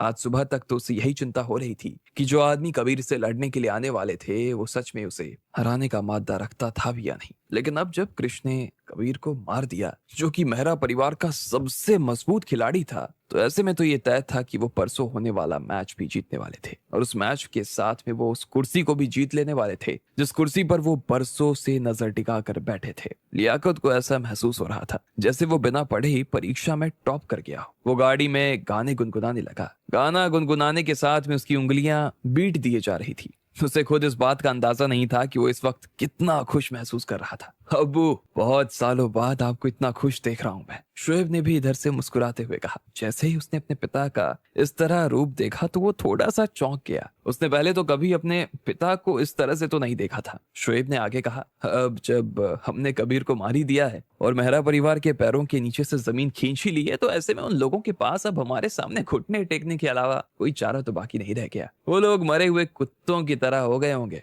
हम अब बहुत अच्छी पोजीशन में आ चुके हैं। मुझे तो लगता है कि परसों की लड़ाई से पहले ही मेरा परिवार हमसे अपनी इज्जत बचाने के लिए बात करने आ जाएगा। नहीं, मुझे नहीं लगता कि वो लोग ऐसा कुछ करने वाले हैं। मैं जितना पृथ्वीराज को जानता हूँ, वो लड़ाई में हथियार डालने से अच्छा मरना पसंद करेगा। काफी जिद्दी है और इस तरह से वो अपना चेहरा भी नहीं छुपा सकता है। लेकिन अब जब कबीर खत्म हो चुका है तो ये लोग अपनी तरफ से किसको लड़ने के लिए भेजने वाले हैं? शोएब ने फिर से पूछा। देखो, इस बात से कोई फर्क नहीं पड़ता कि वो किसको भेजने वाले। जो भी आदमी आएगा हारेगा ही हारेगा। हमें उसकी चिंता करने की जरूरत नहीं है, इतना समझ लो तुम, लियाकत ने कहा। उसके बाद में उसने शोएब की तरफ देखा और कहा, शोएब, हम लोग जैसे ही घर आएंगे ना, उसके बाद हम सब लोगों के बीच में खबर फैलानी है कि कृष्ण भाई ने कबीर को खत्म कर दिया है। जैसे ही लोगों के बीच ये खबर फैलेगी तो उसके बाद लोगों को समझ आ जाएगा कि आने वाले टाइम में बिहार अंडरवर्ल्ड में ना किसका राज होने वाला है। समझ गए ना? लियाकत ने कहा। उस रात जैसे ही शोएब घर आया, उसने इंटरनेट, टेलीफोन, सोशल मीडिया और बाकी हर चीजों पर इस बात को फैलाना शुरू कर दिया कि कृष्ण ने कबीर को मार दिया था। उसने ये भी कहना शुरू कर दिया कि अब रऊफ परिवार अंडरवर्ल्ड पर राज करने वाला है।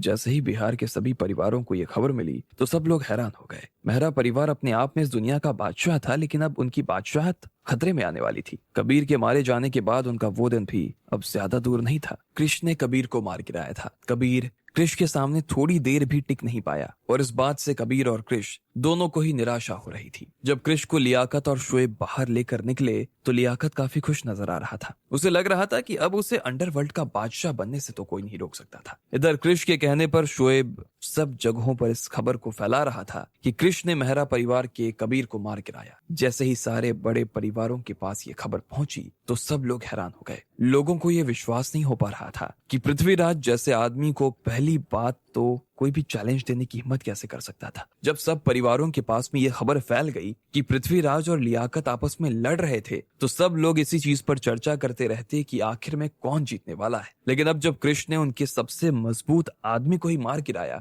तो लोगों के सामने अब ये तो साफ हो गया था कि आखिर लड़ाई जीतने वाला कौन था। उनके हिसाब से तो कबीर की मौत के साथ ही रऊफ परिवार का कुर्सी पर राज हो गया था। जो भी नया आदमी कुर्सी पर बैठने वाला था उसकी वजह से पटना के बड़े व्यापारियों को बहुत फर्क पड़ने वाला था। लेकिन बिहार के लड़ाकों में इस चीज का असर दूसरा हुआ। उन्हें लगा कि कबीर को बाहर की एक गैंग के लड़के ने आकर मार दिया। इससे उन लोगों का खून खौल गया। बिहार बॉयज जो इतने सालों से गायब था वो वापस आ गया। उधर मेहरा परिवार अपने पुराने घर के अंदर बैठा हुआ था। पृथ्वीराज के हाथ में कुछ कागज थे। उस कागज पर किसी का नाम लिखा हुआ था। उस नाम को जैसे ही पृथ्वीराज ने पढ़ा तो उनकी आंखों में उदासी उभर आए। उनकी आंखें बस बाहर आने को ही थी। 1 घंटे पहले ही उनके परिवार को इस चीज की खबर मिल चुकी थी कि कबीर मारा गया था। ये सुनते ही पृथ्वीराज की तो हालत खराब हो गई। कबीर के साथ में जो साधु खड़े थे उन्होंने बताया कि कबीर की सामने वाले से लड़ने की हिम्मत नहीं हो रही थी और वो कृष्ण नाम के उस आदमी को चैलेंज ही नहीं कर पाया। इसके बाद कबीर के मुंह से ढेर सारा खून निकला और आखिरकार वो मर गया। ऐसे में पृथ्वीराज के मन में एक ही सवाल घूम रहा था कि अगर कबीर की यह हालत हो गई तो क्या सच में लकी उस आदमी के सामने खड़ा रह पाता। इधर पृथ्वीराज के बेटों का भी यही हाल था। सब बहुत परेशान नजर आ रहे थे। डर के मारे उन सब लोगों के हाथ कांप रहे थे। अब हम क्या करेंगे? हमारा तुरुप का इक्का तो लड़ाई शुरू होने से पहले ही मारा गया। क्या अब हम सच में उस रऊफ परिवार के सामने हार जाएंगे? हमने पहले भी बिहार बॉयज के बारे में सुना था। सोचो अगर उसका एक आदमी इतना मजबूत है तो बाकी लोग कितने मजबूत होंगे। बाहर निकल जाओ यहाँ से, सब के सब निकलो बाहर, पृथ्वीराज ने गुस्से में चिल्लाते हुए कहा। उसे अपने परिवार वालों की बातें सुनकर ऐसा लग रहा था जैसे वो सब के सब किसी काम के नहीं थे। वो सब के सब अपनी बातों से नाकारा और निकम्मे नजर आ रहे थे और ये बात पृथ्वीराज को बहुत चुभ रही थी। वो उसके बेटे होते हुए भी ऐसी बातें कैसे कर सकते थे। जैसे ही पृथ्वीराज चिल्लाया तो सब लोग शांत हो गए। वो सभी पृथ्वीराज की बूढ़े शेर जैसी आंखों को देख रहे थे। जो उन्हें गुस्से में देख रही थी, और सब लोग वहां से निकल जाने में ही अपनी भलाई समझ रहे थे। सब लोग के चले जाने के बाद वहां पर सिर्फ जयंत ही रह गया। जयंत, तुम कृष के बारे में जितनी भी जानकारी निकाल सकते हो लकी को दे दो, और लकी से कहना कि वो थोड़ा सा सतर्क रहे, पृथ्वीराज ने जयंत से कहा। जयंत ने भी अपने पिता की चिंता भरी नजरों को देखकर हाँ में सिर हिला दिया। जैसे ही उसने अपने पिता को इस हाल में देखा तो वो खुद भी काफी उदास हो गया। जिस तरह की ताकत कृष ने दिखाई थी, उससे तो अब जयंत को भी यही लगने लगा कि उसका लकी मुकाबला नहीं कर पाएगा और अब वो हार जाएगा। जयंत ने अपना फोन निकाला और लकी को फोन मिला दिया। लकी अपनी ड्यूटी पर लगा हुआ था, उसके खाने का भी समय हो रहा था और वो बस खाना खाने के लिए ही जाने वाला था। ठीक इसी वक्त जब वो वहां से निकल रहा था तो उसके पास में दो सुंदर लड़कियां आकर खड़ी हो गई। वो रीना और टीना ही थी। उनके हाथ में एक टिफिन था जिसमें खाना था। लक्ष्मण जी, हम आपके लिए बिरयानी लेकर आए हैं। बिरयानी बहुत टेस्टी है, कैंटीन में जाकर खाने की कोई जरूरत नहीं है आपको, वैसे भी वहां बहुत भीड़ है, इसलिए हम चारों ना आपके लिए खाना पैक करवा कर ही ले आए हैं। रीना ने लकी की तरफ देखते हुए कहा। जब भी वो लकी को इस तरह से दरवाजे पर खड़ा हुआ देखती तो ना जाने उसे क्या होने लगता। उनसे तो लकी की ये हालत देखी ही नहीं जाती। अरे वाह, तुम कितनी अच्छी हो, इतना ध्यान रखने के लिए शुक्रिया, लकी ने मुस्कुराते हुए कहा। वैसे कैंटीन के अंदर एक जगह ऐसी भी थी जहाँ पर स्टाफ के लोग आराम से बैठकर खाना खा सकते थे। ऐसे में लकी को वहां पर कोई भीड़ नहीं मिलने वाली थी। शायद वो लड़कियां उसके बारे में कुछ ज्यादा सोच रही थी। जब लकी ने टिफिन खोला और उसमें रखी बिरयानी को देखा तो उसके मुंह में तो पानी आ गया। वो उसे खाने लगा कि तभी उसका फोन बज उठा। ये जयंत का ही फोन था। लकी ने उसका फोन उठा लिया। लकी, रऊफ परिवार की तरफ से लड़ाई में कौन आने वाला है इस बारे में हमें खबर मिल गई है। उधर से बिहार बॉयज का कोई कृष्ण नाम का आने वाला है। अभी 1 घंटे पहले ही उसने हमारे कबीर को बिना किसी भारी परेशानी के मार डाला है। अभी तक मेरे पास में उसके बारे में सिर्फ यही जानकारी आई है। जैसे ही मुझे उसके बारे में और कुछ पता चलता है मैं तुम्हें इन्फॉर्म करता हूँ, जयंत ने लकी से कहा। जी, लकी ने इतना बार कहा। जैसे ही उसने कबीर के मारे जाने की खबर सुनी तो उसके पैरों के नीचे से तो जमीन ही खिसक गई। कबीर कोई छोटा मोटा लड़ाका नहीं था जिसे इतनी आसानी से मार दिया जाए, लेकिन जिस हिसाब से कृष्ण ने उसे मारा उससे तो ऐसा लग रहा था कि वो कबीर से बहुत ज्यादा ताकतवर था, और इस चीज की वजह से लकी के ऊपर और ज्यादा दबाव बनता जा रहा था। लेकिन हाँ, तुम लड़ाई के लिए तैयार रहना, मैं तुम्हें परसों खुद यूनिवर्सिटी के बाहर लेने के लिए आ जाऊंगा। मन में किसी भी तरह का कोई दबाव लेने की जरूरत नहीं है, बस कोशिश यही करना कि अपना बेस्ट से बेस्ट दे सको, बस, जयंत ने कहा। भले ही उसकी खुद की आवाज सुनकर ऐसा नहीं लग रहा था कि वो कॉन्फिडेंट था, लेकिन फिर भी वो लकी को निराश नहीं करना चाहता था। वो खुद भी ये नहीं चाहता कि लकी कृष्ण नाम के उस आदमी के सामने जाए, लेकिन उसे भेजने के अलावा उनके पास में कोई चारा भी नहीं था। जयंत के हिसाब से तो लकी हार ही चुका था। जी आप चिंता मत कीजिए, मैं ठीक हूँ, लकी ने मुस्कुराते हुए कहा। इसके बाद जयंत ने उससे राधिका के बारे में सवाल किया और फिर फोन काट दिया। जैसे ही जयंत ने फोन रखा, लकी ने रीना की तरफ देखा और कहा, परसों मैं मेहरा परिवार की तरफ से लड़ने के लिए जा रहा हूँ। बहुत बड़ी लड़ाई है, पता नहीं वापस आऊंगा भी या नहीं। तुम बस राधिका का अच्छे से ध्यान रखना और इस चीज की उसे खबर मत लगने देना कि मैं कहाँ हूँ और क्या करने वाला हूँ। वो पूछे तो अपने हिसाब से संभाल लेना प्लीज, लकी ने कहा। लक्ष्मण जी, किसकी इतनी हिम्मत हुई जो आपको लड़ाई के लिए चैलेंज कर सके? हम अभी जाते हैं और उसकी बैंड बजा कर आते हैं, मीना ने कहा। अरे नहीं नहीं, ये सब नहीं करो। मैंने मेहरा परिवार से प्रॉमिस किया है कि इस बार मैं उनके लिए लड़ने वाला हूँ। तुम मेरी जगह पर लड़ने के लिए नहीं जा सकती हो, लेकिन तुम चिंता मत करो, ऐसा कोई आज तक पैदा नहीं हुआ जो तुम्हारे लक्ष्मण जी को हरा सके। मैं जल्द से जल्द लड़ाई खत्म करके यहाँ वापस आ जाऊंगा, प्रॉमिस, लकी ने बड़े आराम से कहा। उसके माथे पर चिंता सच में नजर नहीं आ रही थी। असल में वो ये चाहता भी नहीं था कि रीना और बाकी लड़कियां उसके लिए परेशान होने लगे। जैसे ही लकी ने ये कहा तो रीना और टीना को अब हंसी आ गई। हाँ, ये तो आप सही कह रहे हैं, आपके अंदर जो ताकत है वो तो कमाल ही है। अगर कोई भी आपसे लड़ने के बारे में सोच रहा है तो समझ लो कि वो आगे से अपनी मौत को ही दावत दे रहा है। मुझे तो लगता है कि लक्ष्मण जी उसे 5 मिनट में अपने घुटने पर ला देंगे और उसके बाद वो खुद ही लक्ष्मण जी से ना माफी मांगने लगेगा, देखना। दोनों के दोनों लकी को लेकर काफी कॉन्फिडेंट नजर आ रहे थे। अरे देखो, अब तुम लोग मुझे इतना भी मत चढ़ाओ, वरना मैं फूल करना गुब्बारा हो जाऊंगा और हवा में अभी उड़ने लगूंगा, लकी ने मजाक करते हुए कहा। लेकिन अगले ही पल वो गंभीर हुआ और उसने कहा, लेकिन एक चीज का ध्यान रखना, इस चीज की राधिका को भनक भी नहीं लगनी चाहिए। उन दोनों लड़कियों ने भी अब हंसना बंद करके अपना सिर हाँ में हिला दिया। लकी को अब थोड़ा सा शांत महसूस हो रहा था। चलो मेरे साथ, मैं खाना खा लेता हूँ, तब तक तुम दोनों थोड़ी देर मेरे कमरे में आकर आराम कर लेना, लकी ने कहा और दोनों को लेकर निकल गया। इधर 2 दिन कब निकल गए पता ही नहीं चला, और अब सीधा आंखों के सामने वो दिन आ गया जब लकी को लड़ाई करने के लिए जाना था। रऊफ परिवार के बारे में और मेहरा परिवार के बारे में इस लड़ाई से पहले जो भी जानकारी निकलवानी जरूरी थी वो जानकारी निकलवा ली गई थी। जो लोग इस जानकारी को इकट्ठा कर रहे थे उन्हें इस बात की खबर लग गई थी कि कृष्ण ने मेहरा परिवार के सबसे मजबूत लड़ाके कबीर को अभी 2 दिन पहले ही मार गिराया था। ऐसे में उन लोगों की नजर में लड़ाई शुरू होने से पहले ही क्रिश जीत चुका था, लेकिन उन्हें अपनी तरफ से लड़ाई करवानी जरूरी थी, इसलिए वो लड़ाई करवा रहे थे। शाम को 6 बजे वो सभी पटना सेंटर के बेसमेंट में आ गए थे। वहां पर रिंग बनी हुई थी और उसी रिंग में उन दोनों की लड़ाई होने वाली थी। लेकिन अब उस लड़ाई में देखने वालों की कोई दिलचस्पी नहीं रह गई। सब लोगों को पता था कि कौन जीतने वाला है। ऐसे में किसी तरह का कोई सस्पेंस तो बाकी नहीं रह गया। वो लोग यहाँ पर बस इसलिए आए ताकि रऊफ परिवार से अच्छे संबंध बना सके और उन्हें खुश रख सके। जब पृथ्वीराज तैयार हो गए तो वो धीरे धीरे अपने कमरे से बाहर आने लगे। उन्होंने काले रंग की अचकन पहनी हुई थी और उसके नीचे सफेद रंग का पैजामा। उनके शरीर के और दाढ़ी के बाल सफेद हो गए थे और उनके हाथ में एक भूरे रंग की छड़ी थी। उनके खड़े रहने से ही इस बात का आभास हो रहा था कि वो अपने आप में कितना मजबूत आदमी था। उनका बेटा और उनकी बहू दरवाजे के पास खड़े होकर उनका इंतजार कर रहे थे, लेकिन वो इतनी शांत नजर नहीं आ रहे थे जितने कि पृथ्वीराज। आज की बात हो सकता था कि उन्हें पटना के अंडरवर्ल्ड के किंग की अपनी कुर्सी को त्यागना पड़े और उनका पटना के इतिहास से नाम मिटा दिया जाए। वो जानते थे कि आज के दिन के बाद से उनके परिवार के बुरे दिन शुरू होने वाले थे। धीरे धीरे पृथ्वीराज अपने कमरे से बाहर आए और उसके बाद अपने घर से बाहर आने लगे। उनके बच्चे और उनके बच्चों के बच्चे उनके पीछे चले आ रहे थे। उन सबको देखकर ऐसा लग रहा था जैसे ये हार के पहले का जुलूस जा रहा था। मेहरा परिवार के दरवाजे पर ढेर सारी महंगी गाड़ियां खड़ी थी। पहले तुम लोग बैठो, पृथ्वीराज ने अपने पीछे चल रहे बच्चों से कहा और उसके बाद में उसने जयंत की तरफ देखा और कहा, जयंत चलो हम लकी से मिलाते हैं। जयंत ने हाँ में अपना सिर हिला दिया।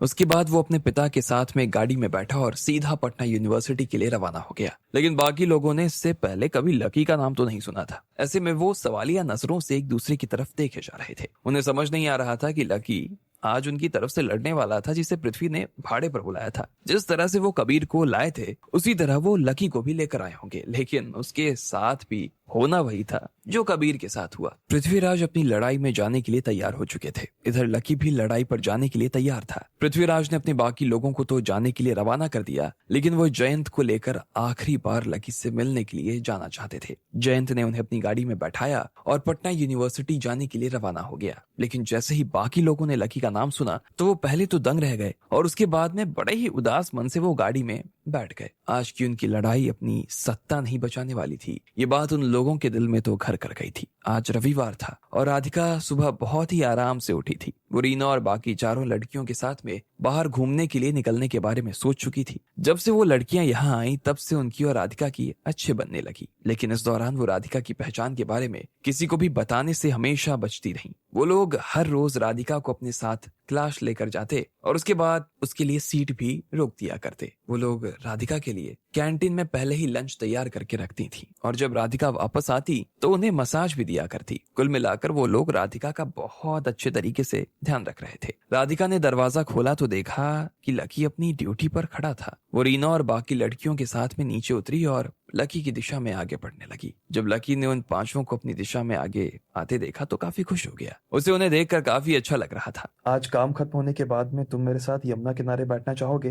राधिका ने लकी से पूछा। वो पिछले कई दिनों से सिर्फ कॉलेज जाती और पढ़ाई में ही लगी रहती थी। ऐसे में उसके पास लकी के ऊपर ध्यान देने का जरा भी वक्त नहीं बचा था। लेकिन आज जब वो फ्री थी तो उसने सोचा कि उसे कुछ वक्त लकी के साथ में गुजारना चाहिए। वो लकी की आंखों में देख रही थी और जैसे ही लकी ने सुना कि राधिका उसके साथ आज शाम का वक्त बिताना चाहती थी, उसके तो होश ही उड़ गए। आज रात, लकी बस इतना भरी कह पाया था और उसके बाद में उसका मुंह ही बंद हो गया। वो किस मुंह से राधिका को मना कर सकता था और ना ही वो उसे ये बता सकता था कि आज उसकी लड़ाई होने वाली थी। हो सकता था कि आज की लड़ाई के बाद वो अपने घर वापस भी नहीं आ पाता। अगर राधिका को इस चीज के बारे में बताता तो शायद वो उसे जाने ही नहीं देती। लेकिन वो राधिका की चमकती आंखों में देखकर उलझता जा रहा था। आखिर में उसने कहा, ठीक है, मैं आज का काम खत्म कर लेने के बाद तुम्हें फोन लगाता हूँ। ठीक है, तुम अपना काम निपटा लो, तब तक हम जरा लाइब्रेरी घूम कर आते हैं। यार, लाइब्रेरी में घूमने के लिए कौन जाता है? लकी ने हंसते हुए पूछा। किताबी कीड़े जाते हैं, राधिका ने कहा और हंसते हुए वहां से निकल गई। लकी की हाँ सुनकर वो भी काफी खुश हो गई थी। उसे बहुत अच्छा लग रहा था कि लकी उसके साथ में आने वाला था। राधिका के साथ में मीना और शीना तो निकल गईं, लेकिन रीना और टीना उसके पास में ही रुक गईं। जब उन्होंने देखा कि राधिका वहां से निकल चुकी थी और उनकी आंखों से दूर जा चुकी थी तो लकी फिर से अपने कमरे में आ गया और उसने अपने कपड़े बदल लिए। वो अब कॉलेज के गेट पर जाने वाला था। वहां पर जयंत उसे लेने आने वाले थे और वहां से वो लोग मैच के लिए जाने वाले थे। रीना और टीना भी लकी के साथ में उसके कमरे पर आ गई। दोनों भी उसके साथ में जाना चाहती थी। लकी गेट के बाहर आया और उसने देखा कि वहां पर एक गाड़ी खड़ी थी।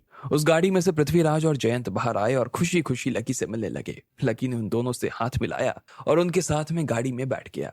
वो लोग अपना पटना सिटी सेंटर की तरफ रवाना हो गए। यहाँ के बेसमेंट में जो रिंग लगी हुई थी, वैसे तो उसके बारे में आम लोगों को कुछ भी पता नहीं था, लेकिन यहाँ के जितने भी बड़े परिवार थे वो इस रिंग के बारे में अच्छी तरीके से जानते थे। वो लोग जानते थे कि इस छोटी सी रिंग में बड़े बड़े फैसले हो जाया करते। रिंग पटना के बीच में ही था। वहां ऊपर ना एक बड़ा सा हॉल था और उसके नीचे ही रिंग बनी हुई थी। यहाँ पर बाहर से देखने पर तो ऐसा लगता है जैसे बहुत शांति थी, लेकिन बेसमेंट में काफी हलचल रहती। उस सिटी सेंटर में थोड़ी दूर पर ही पृथ्वीराज, जयंत, लकी, रीना और टीना गाड़ी में से नीचे उतर आए। यहाँ से रिंग में वो लोग अब पैदल ही जाने वाले थे। लकी को ऐसा लग रहा था कि तो चमकती हुई आंखें उसकी तरफ देख रही थी। वो पीछे की तरफ पलटा और जैसे उसने उन दोनों आंखों को देखने की कोशिश की तो इतने में वो इंसान पेड़ के पीछे छिप गया। लकी को समझ नहीं आ रहा था कि आखिर ये आदमी कौन था। रीना और टीना भी उस आदमी की आकृति को देख तो रही थी, लेकिन वो उसे ठीक से पहचान नहीं पाई। बाहर आओ, रीना और टीना से रहा नहीं गया और दोनों ने ही उस आदमी की दिशा में देखते हुए चिल्ला दिया। इसके बाद में वो जब बाहर नहीं आए तो दोनों लड़कियां पेड़ की तरफ बढ़ने लगी और उस आदमी के ऊपर हमला कर दिया। दोनों लड़कियों का हमला देखते ही वो आदमी चौंक गया। उसे उम्मीद नहीं थी कि 20 साल की ये दो छोटी लड़कियां उसके ऊपर इतना जोर से हमला कर देंगी। उन दोनों ने उस आदमी को पकड़ लिया, लेकिन जब उसके मुंह से पर्दा उठाया तो वो आदमी नहीं बल्कि लड़की निकली। तुरंत ही उन्होंने उसे लकी के सामने लाकर खड़ा कर दिया और कहा, लक्ष्मण जी, और उस लड़की को लकी के सामने लाकर खड़ा कर दिया। लकी ने देखा कि उस लड़की के काले बाल थे और उसकी आंखें भी काली मोती जैसी थी। वो लड़की दिखने में किसी हीरोइन से कम नहीं लग रही थी। उसे देखकर ऐसा लग रहा था जैसे वो किसी से भी लड़ सकती थी। लकी ने अपनी पलक झपकाई और फिर से उसे देखा तो उसे याद आया कि ये तो शबाना थी जो उसे गिरफ्तार करके थाना ले गई थी, लेकिन वो यहाँ उसके पीछे क्यों आई थी? तुम यहाँ मेरा पीछा क्यों कर रही हो? लकी ने उसकी तरफ देखते हुए पूछा। आज यहाँ पर कुछ होने वाला है क्या? शबाना ने सवालिया अंदाज में पूछा। जैसे ही शबाना आज यहाँ से गुजर रही थी और अपने थाने में जा रही थी तो उसने देखा कि शोएब और उसके पिता यहाँ आसपास घूम रहे थे। जैसे ही शबाना ने उसे यहाँ देखा तो उसे लगा कि यहाँ जरूर कुछ ना कुछ तो होने वाला था। वो लोग आपस में बहुत बड़े बड़े लोगों से बात कर रहे थे और बहुत से बड़े लोग लियाकत को पहले ही हाथ मिलाकर बधाई भी देने लगे थे। ऐसे में शबाना को शक होने वाला था कि आज इस लड़ाई में कुछ तो होने वाला था, जिसके बारे में सिर्फ मेहरा परिवार और रऊफ परिवार को ही पता था। बाकी जो लोग पटना में रह रहे थे वो लोग इस बात से बिल्कुल अनजान थे। इस बात की किसी को भी भनक तक नहीं लगी थी। शबाना को लग रहा था कि जरूर आज यहाँ पर कुछ तो बड़ा होने वाला था। वो अंदर जाकर एक बार के लिए देखना चाहती थी, लेकिन वहां दरवाजा बहुत सारे लोगों से खचाखच भरा हुआ था और बिना इनविटेशन वो लोग किसी को भी अंदर जाने नहीं दे रहे थे। इसलिए शबाना एक पेड़ के पीछे छिप रही थी और यहीं से देख रही थी कि क्या होने वाला था। जब उसने देखा कि पृथ्वीराज, जयंत और लकी वहां पर आकर खड़े हुए तो वो और ज्यादा हैरान हो गई और उसे सबसे बड़ा झटका तो तब लगा जब उसने देखा कि लकी भी जयंत की गाड़ी में से ही उतरा था। इसका मतलब साफ था कि उसका और लकी का कोई ना कोई तो जुड़ाव था। देखो, तुम्हें यहाँ से अभी के अभी निकल जाना चाहिए। ये जगह तुम्हारे लिए बिल्कुल भी ठीक नहीं है, लकी ने कहा। क्यों? यहाँ कुछ गलत चीज होने वाली है क्या? क्या चल रहा है यहाँ पर? क्या करने के लिए आई हो तुम यहाँ पर? मैं अभी फोर्स को बुला लेती हूँ और यहाँ पर जो भी होने वाला है ना बंद करवा देती हूँ उसे, शबाना ने कहा। वो जानती थी कि मेहरा परिवार का जुड़ाव अंडरवर्ल्ड से था और शोएब का परिवार भी इसमें कुछ कम तो नहीं था। ऐसे में उसे लग रहा था कि यहाँ पर कुछ तो गलत होने वाला था। बेहतर होगा कि तुम अपना मुंह बंद कर लो, वरना मैं तुम्हारा मुंह बंद करवा दूंगा, पृथ्वीराज ने लकी के पास में आते हुए शबाना से कहा। भाऊजी नहीं, शांत हो जाइए, जयंत ने अचानक बीच में आते हुए कहा। जब से शबाना उसके पास में आई थी तब से वो शबाना के चेहरे पर बहुत ही ध्यान भरी नजरों से देख रहा था। उसे ऐसा लग रहा था कि उसने शबाना को पहले कहीं तो देखा था। काफी देर तक उसे पहचानने की कोशिश करने के बाद उसने कहा, आप शबाना ही हो ना, राव परिवार की बेटी जो पुलिस में है? हाँ, सही पहचाना, और अब मैं तुम लोगों को जेल में डलवा देने वाली हूँ। जब से शबाना का ट्रांसफर फिर से पटना हुआ था तब से ही वो इस तरह के लोगों के बारे में जानकारी निकालनी शुरू कर चुकी थी जो इस तरह के गलत कामों में लगे हुए थे। उसने दूसरे के मुंह से ये भी सुना था कि मेहरा परिवार यहाँ का सबसे बड़ा सरगना था और सारा अंडरवर्ल्ड उनके ही घर से चलता। ऐसे में वो लोग अपने आप में ही पुलिस के दुश्मन हो चुके थे। जो पुलिस का दुश्मन था वो शबाना का दुश्मन। ऐसे में उसका सपना था कि वो एक दिन इन सब लोगों को पटना से खदेड़ कर बाहर कर देगी। छोटी बच्ची हो तुम, तुम्हें क्या लगता है कि तुम अपना हाथ उठाओगी और हम तुम्हारे इशारे पर जेल में बंद हो जाएंगे? शायद अभी तुम्हें कानून के बारे में ठीक से जानकारी नहीं है बच्ची, जयंत ने हंसते हुए कहा और शबाना की आंखों में देखने लगा। वो अभी भी उन्हें घिन भरी नजरों से देख रही थी। ऐसे में जयंत ने उससे आगे कहा, देखो मैं तुम्हें साफ शब्दों में बता देता हूँ यहाँ पर क्या होने वाला है। यहाँ पर अंडरवर्ल्ड के दो परिवारों के बीच में लड़ाई होने वाली है। दोनों में से जो भी परिवार इस लड़ाई को जीतेगा वो आगे से यहाँ के अंडरवर्ल्ड का बादशाह हो जाएगा। जो परिवार लड़ रहे हैं वो अपनी इच्छा से लड़ रहे हैं और जो परिवार इसे देखने के लिए आ रहे हैं वो भी अपनी इच्छा से आ रहे हैं। तुम्हारे परिवार वालों को भी इस लड़ाई के बारे में कुछ पता है। इसके अलावा पुलिस वाले भी इस बात को अच्छी तरीके से जानते हैं कि अगर उन्हें शहर में शांति बनाए रखनी है तो उन्हें हमारी जरूरत तो करनी पड़ेगी और उन्हें भी हमारी जरूरत तो पड़ेगी। वो हमारे बिना तो कुछ भी नहीं कर सकते ना। जैसे ही शबाना ने यह सुना कि इस बारे में उसके परिवार को भी खबर थी तो वो हैरान हो गई। ऐसा कैसे हो सकता था कि उसके परिवार को सब कुछ पता था और उन लोगों ने उसे इस बारे में कुछ नहीं बताया? बोलो, तुम्हें भी हमारे साथ चलकर लड़ाई देखनी है क्या? अगर ये पुलिस वाली होने का घमंड अपनी जेब में रखो तो हम तुम्हें अंदर ले चल सकते हैं, पृथ्वीराज ने कहा और शबाना की आंखों में देखने लगा। शबाना की आंखों से ऐसा लग रहा था कि वो थोड़ी सी भटकी हुई नजर आ रही थी। ऐसे में पृथ्वीराज ने उसे बीच में ही छोड़ा और वहां से सिटी सेंटर की तरफ रवाना होने लगे। लकी और बाकी लोग भी उनके पीछे चले जा रहे थे। ऐसे में शबाना कुछ देर तक रुककर सोचने लगी और उसके बाद में उसने पीछे पीछे चलने का सोच लिया। पहले माले पर सब लोगों का इंस्पेक्शन हुआ और उसके बाद उन्हें बेसमेंट में जाने दिया गया। वहां पर गेट पर बहुत सारे लोग खड़े थे जो अंदर जाने का इंतजार कर रहे थे। लियाकत और उनका बेटा आधे घंटे से पहले यहाँ पहुंचा था। बाकी सब लोग जो लड़ाई देखने आए थे वो सभी उनसे बहुत ही गर्मजोशी से बात कर रहे थे। इधर मेहरा के परिवार के लोग भी वहां पर आ गए और खड़े हो गए, लेकिन कोई उनकी तरफ देखना नहीं चाह रहा था। लेकिन जैसे ही पृथ्वीराज वहां पर आए तो कुछ लोगों ने सम्मान दिखाने के लिए उन्हें नमस्ते कहना शुरू कर दिया। नमस्ते पृथ्वीराज जी। अरे नमस्ते, आप लोग आ गए, सब लोगों ने कहा। पृथ्वीराज भी मुस्कुराते हुए उनकी बातों का जवाब देने लगे। लकी और पृथ्वीराज जहां पर लड़ाई करने वाले थे वहां पर आ चुके थे। इससे पहले राधिका ने लकी से आज शाम यमुना किनारे चलने के लिए कहा था। लकी उसे मना नहीं कर पाया और उसने कहा कि वो उसे काम खत्म होने के बाद फोन करेगा। इधर शबाना भी लकी का पीछा करते हुए उस जगह पर आ चुकी थी जहां पर ये लड़ाई होने वाली थी। गेट पर पहले से ही बहुत सारे लोग खड़े थे और सभी लोग शोएब और लियाकत को काफी सम्मान दे रहे थे। पृथ्वीराज के आते ही सब लोग उससे भी मिलने लगे, लेकिन उनके मिलने से ही ऐसा लग रहा था जैसे परिस्थिति पानी की तरह साफ हो चुकी थी। वो जानते थे कि इस लड़ाई में रऊफ परिवार की जीत होने वाली थी। ऐसे में वो पृथ्वीराज को हुक्म कहने से भी बचे जा रहे थे। जैसे ही मेहरा परिवार वहां पर आया तो कुछ लोगों को उन्हें देखकर दया आ गई और कुछ लोग उन्हें देखकर उदास हो गए। जैसे ही मेहरा परिवार के लोगों ने लोगों की उदासी को देखा तो उन्होंने पृथ्वीराज से कहा, बाबूजी पहले तो ये हमसे कैसे पैरों में गिर गिर कर मिलते थे, आज देखिए अभी जब हम हारे भी नहीं हैं उससे पहले ये लोग हमें हारा हुआ मान चुके हैं। ये लोग हमसे नजर उठाकर बात भी नहीं करना चाहते। मुझे तो लगता है कि सबके सब साले दोगले हैं। हाँ बाबूजी देखो ना, पहले तो ये लोग रऊफ परिवार की तरफ देखते भी नहीं थे और आज देखो उनकी नजर उन दोनों बाप बेटों के ऊपर से हट ही नहीं रही है। बाबूजी वैसे वो लकी कहाँ है जिसे आप अपने साथ लेकर आए थे? मेहरा परिवार के एक सदस्य ने पूछा। हाँ, लकी कौन है और वो है कहाँ? पृथ्वीराज ने उनमें से किसी की भी बात का कोई जवाब नहीं दिया। उसे लग रहा था कि उसके जितने भी घर वाले थे सभी नाकारे थे, उनमें से कोई भी आदमी काम का नहीं था। नमस्ते, लकी ने खुद से आगे आते हुए सभी को नमस्ते करते हुए कहा। क्या तुम ही लकी हो? इतने में एक आदमी ने उसकी तरफ हैरानी भरी नजरों से देखते हुए पूछा। उसे विश्वास नहीं हो रहा था कि वो लकी था। बाकी सब लोगों ने भी जब लकी को देखा तो उनका मुंह खुला का खुला रह गया। उन्हें ऐसा लग रहा था कि अगर पृथ्वीराज ने बुलाया था लकी जरूर कोई बड़ा लड़ाका होगा जिसे वो लोग भी जानते होंगे, लेकिन उनकी आंखों के सामने तो एक गोरा सा और सुंदर सा दिखने वाला लड़का खड़ा था जिसके चेहरे पर लड़ाई का एक भी दाग नजर नहीं आ रहा था। अगर कृष जैसे आदमी ने कबीर को हरा दिया था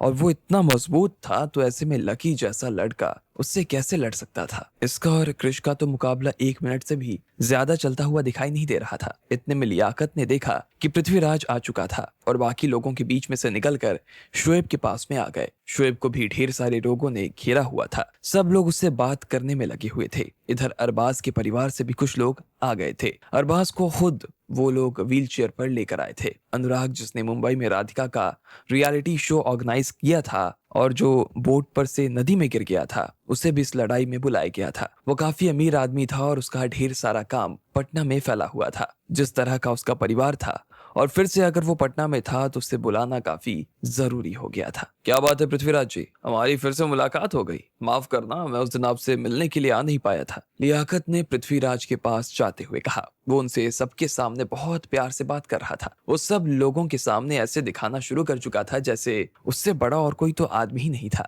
वैसे भी वो इस गद्दी पर बैठने ही वाला था।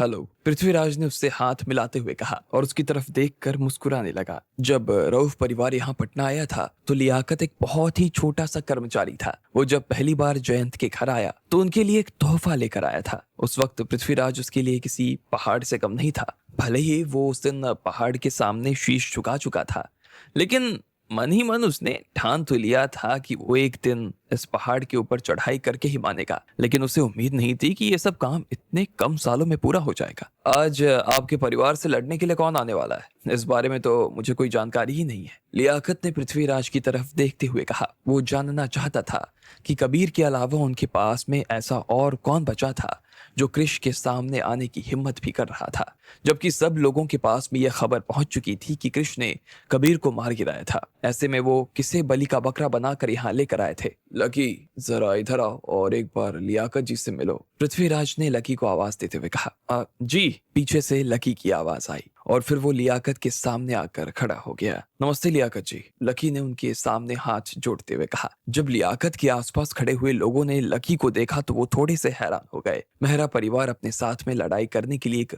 20 साल के लड़के को लेकर आया था। तुम! लेकिन जैसे ही शोएब ने लकी को देखा तो वो तो उसे पहचान गया। उसकी आंखों में लकी को देखते ही गुस्सा तैरने लगा और वो उसे हीन भावना से देखे जा रहा था। यही है वो। मैं और शोएब जब यूनिवर्सिटी में थे तो इसी ने हमारी गाड़ी को अंदर जाने से रोक दिया था, और यही वो है जिसने शहबाज को कहकर हमारे ऊपर। इससे पहले कि अरबाज आगे की बात कहता, शोएब ने उसे देखा और वो चुप हो गया। इतने में लियाकत ने अपना हाथ उठाया और अरबाज को शांत हो जाने के लिए कह दिया।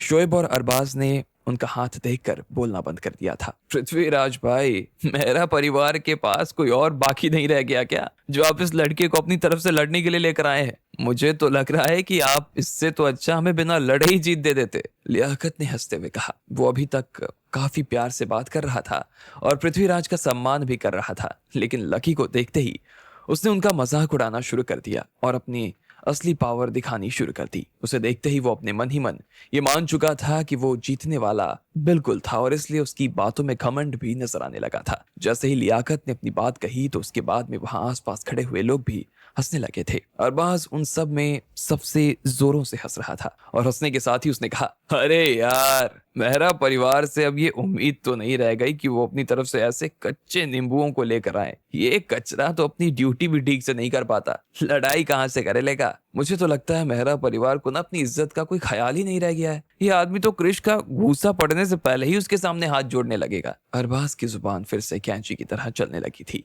उसने सच में मेहरा परिवार से इस तरह की उम्मीद नहीं की थी। भाई, अपनी जुबान संभाल कर बात करो। ये मत भूलो कि एक जमाने में तुम हमारे घर पर ढोक लगाने के लिए आया करते थे। इतने में मेहरा परिवार में से एक आदमी को गुस्सा आया और उसने चिल्लाते हुए अरबाज से कहा, अरे जाओ, गए वो जमाने जब हम तुम्हारे आगे हाथ जोड़ा करते थे। अब वो दिन तुम्हारे आने वाले हैं जब तुम हमारे सामने हाथ जोड़ोगे। अब अगर इस तरह की बात भी की ना, मैं हाथ उठाते देर नहीं करूंगा। बता रहा हूँ, अंदर तो लड़ाई बाद में होगी, पहले बाहर शुरू हो जाएगी, अरबाज ने चीखते हुए कहा। वो सच में जुबान का बहुत ही हल्का आदमी था। कभी कभी तो उसका परिवार भी उसकी बात सुनना नहीं चाहता था। अरे लियाकत भाई, वैसे वो आदमी कहाँ है जिसने कबीर को मारा था? इतने में पृथ्वीराज ने बात बदलने के लिए कहा। उसे पहले ही इस बारे में जानकारी मिल गई थी कि वो लड़का भी लकी के ही बराबर था और दोनों की उम्र में कुछ ज्यादा अंतर नहीं था, लेकिन इतने छोटे लड़के ने कबीर को खत्म कर दिया, ये अपने आप में बड़ी बात थी। अरे इतनी भी जल्दी क्या है, अभी थोड़ी देर में कृष जब यहाँ आ जाएगा तो देख लेना। जब वो जीत जाए तो उससे आराम से मिल भी लेना और बात भी कर लेना,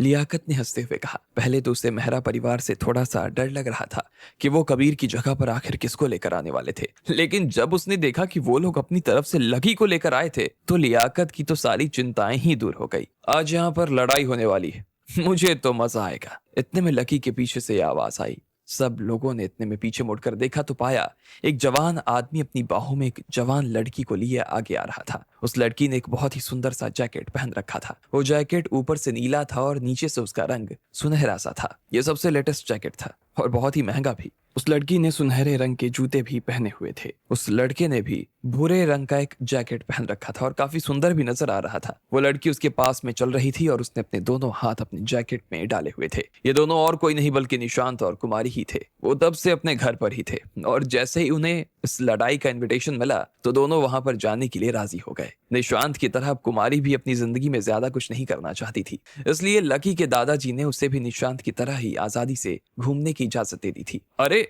यहाँ पर निशांत भाई भी आए हैं। जैसे ही बाकी लोगों ने निशांत को देखा तो वो तो चौंक गए। सब लोग निशांत को उसके परिवार और उसके अफेयर की वजह से जाना करते थे, लेकिन निशांत का ध्यान वहां पर खड़े लोगों के ऊपर नहीं था। वो तो कुमारी की तरफ देख रहा था और उसे देखते हुए बोला, कुमारी कम से कम अब तो हंस दो।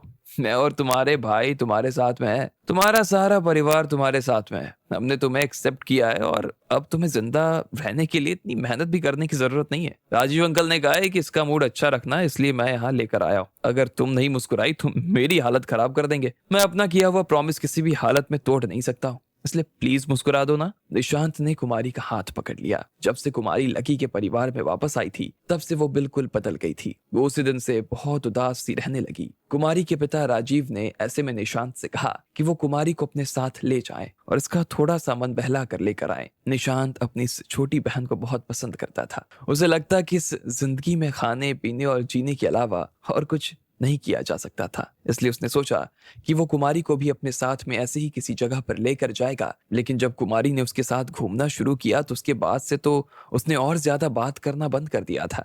निशांत को समझ नहीं आ रहा था कि आखिर ये हो क्या रहा था। उसे ये भी समझ नहीं आ रहा था कि अब वो उसे कहाँ लेकर जाए जिससे उसका मन लगे। ऐसे में जब उसे इस लड़ाई का इनविटेशन मिला तो उसे लगा कि यहाँ पर तो मजा आने वाला है, इसलिए वो कुमारी को अपने साथ में लेकर यहाँ आ गया था। कुमारी प्लीज बात को समझो ना, अपने भाई को इतना भी परेशान मत करो ना। निशांत ने कुमारी के सामने हाथ तक जोड़ना शुरू कर दिया। इतने में कुमारी ने उसे अपने रास्ते से हटाया और वो भागते हुए आगे बढ़ने लगी। निशांत ने जैसे ही कुमारी को ऐसा कुछ करते देखा तो हैरान हो गया। उसे समझ नहीं आ रहा था कि आखिर कुमारी किस दिशा में बढ़ रही थी। लकी और पृथ्वीराज वहां पर आ चुके थे जहां पर लड़ाई होने वाली थी। शोएब और अरबाज भी वहां आ गए थे। जैसे ही उन लोगों ने लकी को देखा तो उन्हें गुस्सा आ गया और उसके बारे में भला बुरा कहना शुरू कर दिया उन्होंने, लेकिन इतने में लियाकत ने उन्हें चुप करवा दिया। इसके बाद में वहां पर निशांत और कुमारी भी आ गए। कुमारी काफी उदास सी नजर आ रही थी। निशांत उसे हंसाने की कोशिश कर रहा था लेकिन वो और उदास होती जा रही थी। इतने में उसे अपनी आंखों के सामने कुछ नजर आया और वो भागती हुई उस दिशा में बढ़ने लगी। उसने देखा कि उसकी आंखों के सामने लकी खड़ा था। वो सीधे लकी से जाकर गले लग गई। इधर निशांत ने भी उसे पहचान लिया था। निशांत का मन भी लकी को देखते ही काफी खुश हो गया। वो खुद भी लकी से मिलने के लिए उसकी दिशा में भाग पड़ा। कुमारी सीधे लकी की बाहों में सिमट गई और उसकी आंखों में से आंसू आने लगे।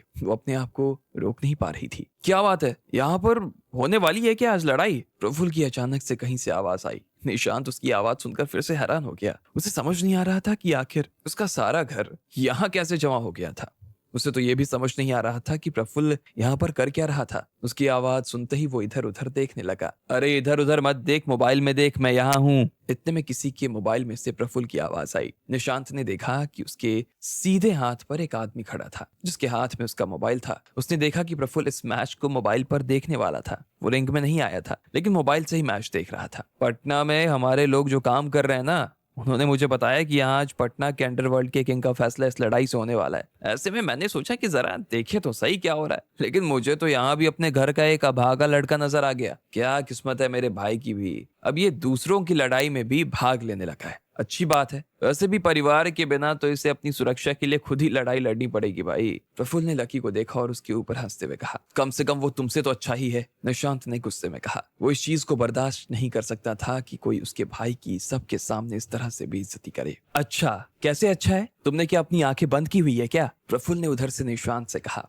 वो लकी का मजाक उड़ाने का तो एक भी मौका अपने हाथ से जाने देना नहीं चाहता था। वो ये तो नहीं देख सकता था कि लकी क्या कर रहा है और किन लोगों के बीच में खड़ा है। उसने फिर से हंसते हुए कहा, वैसे मैं तुम्हें याद दिला देता हूँ कि अब लकी हमारे परिवार का हिस्सा नहीं रहा है। ऐसे में तुम्हें भी उसका पक्ष लेना ना बंद कर देना चाहिए। अगर तुम उसे इस तरह से बचाते रहे ना तो मैं तुम्हें बता देता हूँ कि ये तुम्हारे लिए तो बिल्कुल अच्छा नहीं होने वाला। तुम बेकार में अपने लिए मुसीबत मत खड़ी करो। निशांत समझ गया था कि प्रफुल्ल उससे यही कह रहा था कि उसे उसे इस लड़ाई में भाग नहीं लेना चाहिए था और ना ही लकी को सपोर्ट करना चाहिए था, वरना वो इस चीज को अपने दादाजी के सामने निशांत के खिलाफ इस्तेमाल कर सकता था। एक बार अगर उसके दादाजी को पता चल जाता कि निशांत ने लकी को सपोर्ट किया तो इसका खामियाजा बहुत बुरा हो सकता था। लकी भाई को किसी की मदद की जरूरत नहीं है, वो अपने दम पर इस लड़ाई को जीत जाएंगे, देखना तुम, निशांत ने प्रफुल्ल से कहा। मैंने कहा ना मेरे भाई, इससे पहले कि तुम्हें जिंदगी में बहुत देर हो जाए उससे पहले ही अपनी आंखें खोल लो। तुम्हारे लिए अभी तुम्हारी आंखें खोलना और सच्चाई को देखना ना बहुत जरूरी है, प्रफुल्ल ने फिर से उसका मजाक उड़ाते हुए कहा। सब लोग फोन पर उसकी बात सुनकर निशांत को देखकर हंसने लगे थे। उसके बाद उसने आगे बोला, वैसे भी तुम्हें याद नहीं है कि लकी जिस आदमी से लड़ने के लिए जा रहा है वो आदमी है कौन? मैं तुम्हें बताता हूँ कि वो कौन। सुनो, उसका नाम है क्रिश और वो ना बिहार बॉयज का सबसे अच्छा लड़ाका है। वो राजेंद्र जी का चेला है और सारी लड़ाई ना वो खुद अपने दम पर ही जीत कर लेकर आता है। उसका हाथ शार्क के दांतों जैसा है, एक बार अगर वो किसी पर अपना हाथ डाल देता है ना तो फिर उसकी जान लेने के बाद ही अपना हाथ हटाता है। बिहार बॉयज ने ना मेरी भी 13 बार मदद की है, प्रफुल्ल ने कहा। क्रिश अपनी जिंदगी में वैसे भी कोई लड़ाई अभी तक हारा नहीं था। उसने अभी 2 दिन पहले ही कबीर को मार गिराया था। ऐसे में प्रफुल्ल को ये नहीं लगता था कि लकी उसके सामने में खड़ा भी रह सकता है। जब प्रफुल्ल की बात को निशांत और कुमारी ने सुना तो वो उसे दिल ही दिल में गालियां देने लगे। उन्हें उसकी बात जरा भी नहीं पच रही थी। अगर वो निशांत के फोन में बात कर रहा होता तो निशांत अभी तक तो अपना फोन ही फोड़ चुका होता। निशांत को तो यही लग रहा था कि लकी क्रिश के ऊपर भारी पड़ने वाला था। लकी नहीं हारेगा, नहीं हारेगा मेरा भाई, निशांत ने फोन पर ही गुस्से में गुर्राते हुए कहा और फोन काट दिया। लकी! इतने में कुमारी लकी के पास में गई और उसका हाथ खींचने लगी। वो लकी को इस लड़ाई में भाग लेने नहीं देना चाहती थी। वो लकी को हारते हुए नहीं देख सकती थी और न ही उसे इतनी खतरनाक लड़ाई में भाग लेने दे सकती थी। लकी, ठंडे दिमाग से काम लो, जरा सोचो, तुम्हें इस लड़ाई में भाग लेने की कोई जरूरत नहीं है यार, कुमारी ने फिर से उसे समझाते हुए कहा। लेकिन निशांत खुद कुमारी को रोकने के लिए आगे आ गया। वो भले ही कुमारी से ज्यादा उसकी सेफ्टी को लेकर चिंता में था, लेकिन फिर भी उसे अपने भाई के ऊपर पूरा विश्वास था। वो बहुत शांत नजर आ रहा था और उसने कुमारी के कानों में फुसफुसाते हुए कहा, बड़े भाई जिस तरह के आदमी है ना, वो बीच में किसी भी लड़ाई को छोड़कर नहीं जाते। अगर हमने उन्हें अब पीछे खींचना शुरू किया ना तो इससे उनका कॉन्फिडेंस कम हो जाएगा और वो शायद हो सकता है कि इस वजह से भी हार जाए। तुम क्या चाहती हो, भैया हार जाए? कुमारी, मेरी बात को समझने की कोशिश करो। इस वक्त भैया से इस तरह की बात बिल्कुल मत करो। हो सके तो उनका उत्साह बढ़ाओ, बस। जैसे ही कुमारी ने निशांत की बात सुनी तो वो भी शांत हो गई। उसे समझ में आ गया था कि निशांत जो कह रहा था सही कह रहा था, इसलिए वो आराम से बैठ गई और अपना चेहरा उसने अपनी हथेलियों से ढक लिया। उसकी आंखों में फिर से आंसू बहने शुरू हो गए थे। इधर शबाना सबसे पीछे खड़ी हुई थी और वो लकी, निशांत और कुमारी की तरफ देख रही थी। उसके दिमाग में कुछ कुछ चीजें चलनी शुरू हो गई। अब उसे इस लड़ाई के पीछे में कुछ सच समझ में आने शुरू हो गए थे। यह लड़ाई अपने आप में उस तरह से कोई गलत काम नहीं था जिस तरह से शबाना उसे समझ रही थी। सच में इस लड़ाई का सारा पटना की शांति के ऊपर असर पड़ने वाला था। अंदर जाने के दरवाजे खुल चुके थे और सब लोग अंदर आ गए। लकी भी अंदर आया और इशारा पाते ही रिंग में जाकर खड़ा हो गया। उसके बगल में एक अधेड़ उम्र का आदमी खड़ा था जिसने रेफरी जैसे कपड़े पहन रखे थे। उसके गले में एक सीटी भी थी और वो लंबा और मोटा सा था। उसे देखकर ऐसा लग रहा था जैसे वो खुद भी एक जमाने में लड़ाई करता होगा। इधर रेफरी के सीधे हाथ का इशारा अभी भी खाली था। क्रिश अभी तक आया नहीं था। ऐसे में जो लोग मैच देखने के लिए आए थे वो थोड़े से चिंता में पड़ गए। हालांकि क्रिश वहां शोएब और लियाकत के साथ में पहले ही आ गया था, लेकिन जब लियाकत ने देखा कि वहां पर बेकार में बहुत ज्यादा शोर हो रहा था तो उसने खुद ही क्रिश को आराम करने के लिए कमरे में भेज दिया। वो कमरे में था और सो गया। इधर उसके कमरे के अंदर क्रिश अपने पलंग पर लेटा हुआ था और उसकी आंखें खुली हुई थी। वो बिना अलार्म लगाए ही सोया हुआ था और ठीक वक्त पर उठ भी गया। उसे कभी भी घड़ी की जरूरत नहीं लगती थी। अगर उसे आधे घंटे सोना होता तो वो आधे घंटे ही सोता था, ना उससे ज्यादा और ना उससे कम। वो अपनी जगह पर से खड़ा हुआ और अंगड़ाई लेने लगा। फिर वो खिड़की के पास में आया और बाहर की तरफ देखने लगा। वहां से बेसमेंट नजर आता था और उसकी रिंग भी नजर आती थी। उसने देखा कि रिंग में एक लड़का आकर खड़ा था और बाकी लोग इस लड़ाई को देखने के लिए अपनी अपनी जगह पर भी बैठ गए थे। क्रिश को ना जाने क्या सूझा, उसने अपनी मुट्ठी बांधी और सीधे खिड़की के शीशे पर मार दी। वो शीशा एक ही झटके में नीचे गिर गया और गिरकर टूट गया। हालांकि खाली जगह पर जाकर गिरा था और उसमें से किसी को चोट भी नहीं लगी थी, लेकिन जैसे ही लोगों ने उस शीशे के टूटने की आवाज सुनी तो उन लोगों ने अपने कान बंद कर लिए। उन्हें ऐसा लग रहा था कि वो शीशा उनके ही सिर पर फूट पड़ा था। इसके बाद क्रिश खिड़की से कूदा और सीधा रिंग में आ गया। जैसे ही बाकी लोगों ने उसके इस अवतार को देखा तो उनका दिमाग खराब हो गया। कमरा एक माला ऊपर था। लेकिन वो जिस तरह से वहां से कूदा और जिस तरह से लोगों के सामने आकर खड़ा हुआ, उससे तो ऐसा लग रहा था जैसे वो किसी एक्शन फिल्म का हीरो था। लोगों के मुंह खुले के खुले रह गए थे। उन्हें ऐसा भी लगने लगा कि कृष के इस तरह से आने की वजह से उनकी जीत तो तय थी। कृष ने जब लकी को अपने सामने देखा तो वो हंसने लगा और उसके बाद उसने उसे देखना भी बंद कर दिया। उसे लकी से लड़ने में कोई दिलचस्पी दिखाई नहीं दे रही थी। कबीर के सामने तो लकी और बेकार था और इसका सिर तो वो एक झटके में खोल सकता था। चलिए, तो मेहरा परिवार और रऊफ परिवार से दोनों लोग इस रिंग में आ चुके हैं, तो हम लड़ाई शुरू करते हैं। लेकिन इससे पहले हम लोग आज की लड़ाई शुरू करें, मैं आपको बता देता हूं कि इस लड़ाई के ऊपर सट्टा भी चल रहा है। अगर आप लोग भी इस लड़ाई के ऊपर सट्टा लगाना चाहते हैं तो वहां पर अपना नाम लिखवा सकते हैं। आपको एक ग्रुप से जोड़ा जाएगा और उससे आप अपनी बेट लगा सकते हैं। रेफरी ने कहा, यह लड़ाई ना सिर्फ बिहार की बल्कि पूरे देश के लिए बड़े लोगों के बीच में एक चर्चा का विषय बनी हुई थी। हर किसी बड़े आदमी की नजर इस लड़ाई के ऊपर थी। ऐसे में सटोरिये भी इस लड़ाई पर अपनी नजर टिका चुके थे और उन्होंने सट्टा लगाना भी शुरू कर दिया। हर कोई इस लड़ाई से जितना हो सकता था कमाना चाहता था। कोई भी इस मौके को हाथ से नहीं गंवाना देना चाहता था। अरे वाह, सट्टा चल रहा है, चलो देखते हैं। मैं तो रऊफ परिवार के ऊपर ही लगाऊंगा। जैसे ही लोगों ने सट्टे के बारे में सुना तो वो सब लोग टेबल पर अपना नाम लिखवाने के लिए दौड़ पड़े और नाम लिखवाते ही सट्टा लगाना शुरू भी कर दिया। इधर रिंग में लगी हुई बड़ी टीवी पर सट्टे के सारे भाव आ रहे थे। कृष की जीत पर सिर्फ 20 पैसे ज्यादा मिलने वाले थे, जबकि लकी की जीत पर 1 रुपए के 3 रुपए मिलने वाले थे।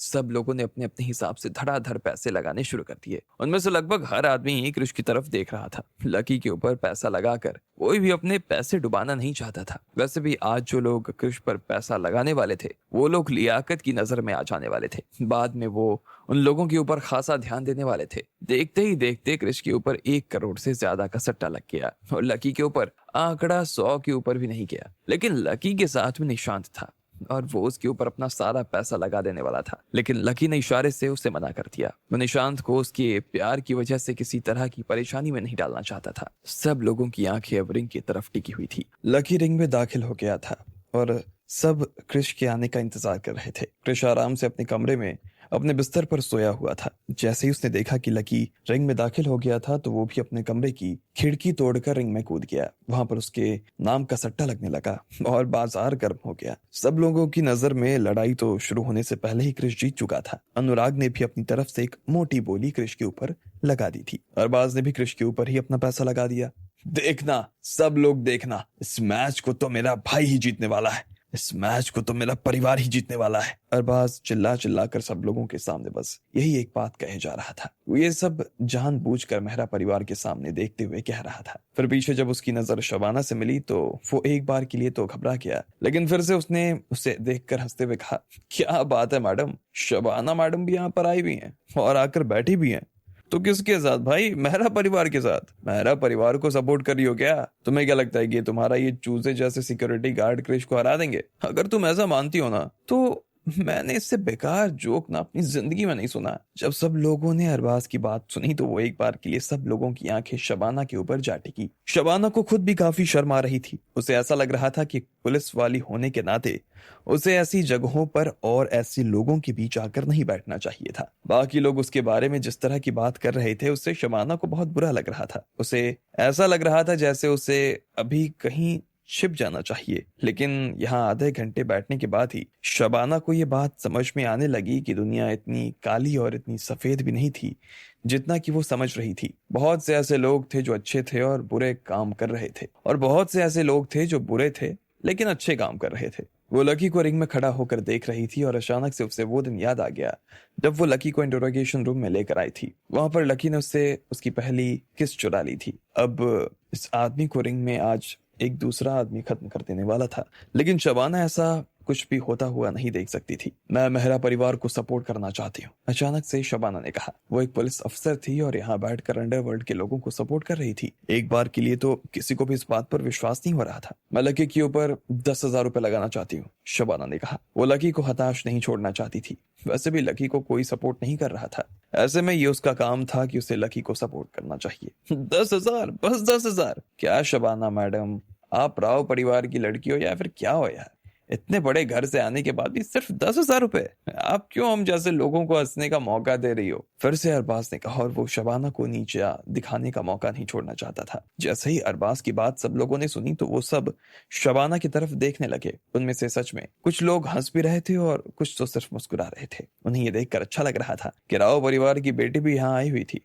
हम लक्ष्मण जी के ऊपर 20 लाख रुपए लगाते हैं। जैसे ही रीना और टीना ने देखा कि सब लोग लकी का मजाक उड़ा रहे थे तो वो दोनों जोश में आ गई और उन्होंने अपनी तरफ से उसके ऊपर 20 लाख रुपए लगा दिए। वो उन्हें दिखा देना चाहती थी कि लकी भी और मेहरा परिवार भी किसी से कम नहीं थे। इतना पैसा लगाने के बाद में वो दोनों सब लोगों की तरफ जलन भरी भावना से देख रही थी। अच्छा, पर छोटी बच्ची हो, तुम्हारे पास में सच में 20 लाख रुपए लगाने के लिए है भी या नहीं? अरबाज ने उनकी शक्ल देखकर पूछा। देखने में वो दोनों ही लड़कियां 20 साल से ज्यादा की नहीं लग रही थी और ना ही उसने यहाँ पहले कभी देखा था उन लोगों को। ऐसे में वो 20 लाख रुपए कहाँ से लेकर आ सकती थी? अरे 20 लाख हो या ना हो उससे क्या फर्क पड़ता है, लेकिन लगा किसके ऊपर रही हो? देखो तो सही सामने कौन खड़ा है। वहां पर बैठे कुछ लोगों ने कहा और सब लोग उन दोनों लड़कियों की हंसी उड़ाने लगे। अबे ओए, जरा तमीज से बात कर। मेहरा परिवार की तरफ से जो आदमी रिंग में उतर है ना, उधर, वो क्रिश को 5 मिनट में रिंग से बाहर कर देगा। तुम उसे जानते नहीं हो। मेरी तरफ से ना लकी के ऊपर 1 करोड़ रुपए। निशांत ने हंसते हुए कहा। वो खुद भी लकी की ताकत को अच्छी तरीके से जानता था, लेकिन बाकी लोग जिन्हें लकी के बारे में कुछ मालूम नहीं था वो निशांत के ऊपर भी हंसने लगे। चलो देखते हैं भाई क्या होता है, अरबाज ने कहा और सामने की तरफ देखने लगा। चाहे वो आदमी अपने आप में कितना ही बड़ा था, लेकिन निशांत के सामने वो खुद भी कुछ नहीं बोल सकता था। यहाँ पर निशांत से अमीर और कोई नहीं था और ऐसे में कोई भी उसके सामने अपना मुंह खोलने से पहले 2 बार जरूर सोचता। हम लोग भी लकी के ऊपर 10 करोड़ रुपए लगाते हैं। हमें उम्मीद है कि इस लड़ाई में लकी ही जीतने वाला है, आखिर में पृथ्वीराज ने कहा। हालांकि वो पैसा लगाने से पहले काफी हिचक महसूस कर रहे थे और जिस हिसाब से क्रिश रिंग में कूद कर आया था उसके बाद से तो उन्हें खुद भी यही लगने लगा कि अब उनके हाथ में कुछ नहीं बचा। लेकिन फिर भी लकी को अपनी तरफ से वो पूरा सपोर्ट दे रहे थे, ये उनकी जिम्मेदारी थी और इसलिए उन्होंने उसके ऊपर 10 करोड़ रुपए लगा दिए। लेकिन जैसे ही बाकी लोगों ने उनकी बेट को सुना तो वो तो हैरान हो गए और पृथ्वीराज की तरफ देखने लगे। 10 करोड़ रुपए? पृथ्वीराज जी, आप कुछ ज्यादा ही पैसे इस आदमी के ऊपर नहीं लगा रहे हैं? मुझे लगता है कि आपकी जायदाद का एक बहुत बड़ा हिस्सा है। ऐसा मत सोच लेना कि आज की फाइट के बाद सब कुछ खत्म हो जाएगा। मेहरा परिवार में 100 लोगों से ज्यादा हैं और उन सबको पालने पोसने की जिम्मेदारी आपके ऊपर है। लियाकत ने पृथ्वीराज के ऊपर हंसते हुए कहा। अगर मैं लकी के ऊपर 10 करोड़ रुपए लगा रहा हूँ तो इससे पता चलता है कि मैं उसे लेकर कितना कॉन्फिडेंट हूँ। और लियाकत, तुम्हें मेरे परिवार के पालन पोषण के बारे में सोचने की जरूरत नहीं है, वो मेरा काम है, मैं देख लूंगा, पृथ्वीराज ने कहा। ठीक है भाई, अब जब आपने लकी के ऊपर 10 करोड़ लगा ही दिए हैं तो हम भी ऐसे ही खाली और चुपचाप तो बैठ नहीं सकते ना, इसलिए मेरी तरफ से भी क्रिश के ऊपर पूरे 10 करोड़ रुपए लगाओ, लियाकत ने कहा और उसके बाद में अपने फोन से उसके ऊपर बेट लगाने लगा। ये सारी बेट स्क्रीन पर नजर आ रही थी और तभी स्क्रीन पर क्रिश के लिए किसी ने 20 करोड़ रुपए की बेट लगा दी। उस आदमी ने बेट लगाने से पहले अपना नाम नहीं बताया था, लेकिन उसकी बेट लियाकत से भी बड़ी थी। हर कोई उसे देखकर हैरान हो गया। ये जरूर प्रफुल्ल का काम होगा, क्रिश ने बड़बड़ाते हुए अपने आप से कहा। वो जानता था कि प्रफुल्ल मोबाइल से इस मैच को देख रहा था और इसके अलावा यहाँ बैठा कोई भी आदमी इतनी बड़ी बेट अपने दम पर तो नहीं लगा सकता था। प्रफुल्ल ने लेकिन अगर इतना पैसा लगाया था तो उसे लकी की हार साफ नजर आ रही थी। इधर निशांत ने लकी का उत्साह बढ़ाते हुए कहा, लकी भाई, आपको जीतना ही होगा, जीतना ही होगा आपको। अब इन सब चीजों के बीच में एक बात तो साफ हो गई थी, लकी से ज्यादा भरोसा लोगों को क्रिश के ऊपर था और वो चाहते थे कि क्रिश इस मैच को जीते। लेकिन उनके पैसे लगा देने भर से इस मैच का फैसला तो नहीं हो जाने वाला था ना, उसके लिए इन दोनों का आपस में लड़ना जरूरी था और अब बस इंतजार था सब लोगों को कि कब दोनों के बीच में 2-2 हाथ होंगे। चलिए तो आज इस लड़ाई की शुरुआत करते हैं। सबसे पहले मैं आप लोगों को नियम समझा देता हूँ। आज यहाँ पर जो 2 लोग आपस में लड़ने के लिए आए हैं उनमें से जो भी जीतेगा वो आदमी बिहार के अंडरवर्ल्ड पर राज करेगा। इस लड़ाई में कोई टाइम लिमिट नहीं है और ना ही इसमें किसी तरह का कोई नियम है। जब तक सामने वाला आदमी हार नहीं मान लेता या फिर मारा नहीं जाता तब तक के लिए ये लड़ाई चलती रहेगी। जो जीता वही सिकंदर। तो चलिए, आप सब लोगों का इंतजार खत्म हुआ, अब हम आज की लड़ाई की शुरुआत करते हैं, रेफरी ने कहा और रिंग के पीछे की तरफ जाकर खड़ा हो गया। लोगों के बीच में हल्ला होना शुरू हो गया और उसी बीच में लकी और क्रिश एक दूसरे के सामने आकर खड़े हो गए। बच्चे, अपनी जान प्यारी हो ना तो मैं हाथ उठाऊं उससे पहले मेरे पैरों में आकर बैठ जा, वरना तुझे बाद में ना उठने लायक नहीं छोड़ने वाला मैं। कृष ने लकी की तरफ हीन भावना से देखते हुए कहा। लकी की लड़ने की इच्छा का साथ उसकी ताकत नहीं देने वाली थी। कृष को भी ऐसा लग रहा था, और ऐसे में अगर वो लकी से लड़ाई करता तो वो अपना ही मजाक बनवा लेता। इसलिए वो लकी को खुद ही अपनी तरफ से अपने घुटने पर आने का मौका दे रहा था। जो तुम मुझसे करवाना चाहते हो ना, वही मैं तुझसे करवाना चाहता हूँ। तूने वो कहावत तो सुनी होगी ना, खाली ढोल ज्यादा आवाज करता है। तू खाली ढोल है भाई, लकी ने कहा और अपना हाथ उठा लिया। वैसे तो उसके बारे में इस तरह की बात तो नहीं करना चाहता था। वो कृष की काफी इज्जत करता था, लेकिन जब सामने वाले ही उसे मुंह खोलकर इस तरह की बात कर रहे थे तो अब लकी के पास भी जवाब देने के अलावा तो कोई रास्ता बाकी नहीं रह गया। सम्मान के चक्कर में लकी अपना अपमान नहीं करवाने वाला था। साले हरामी, तेरी हिम्मत कैसे हुई बे मेरे बारे में इस तरह की बात करने की? आज तो तू मेरे हाथ से जिंदा नहीं बचने वाला है, कृष ने कहा। उससे उम्मीद नहीं थी कि लकी की उसके सामने इतनी जुबान चल जाने वाली है।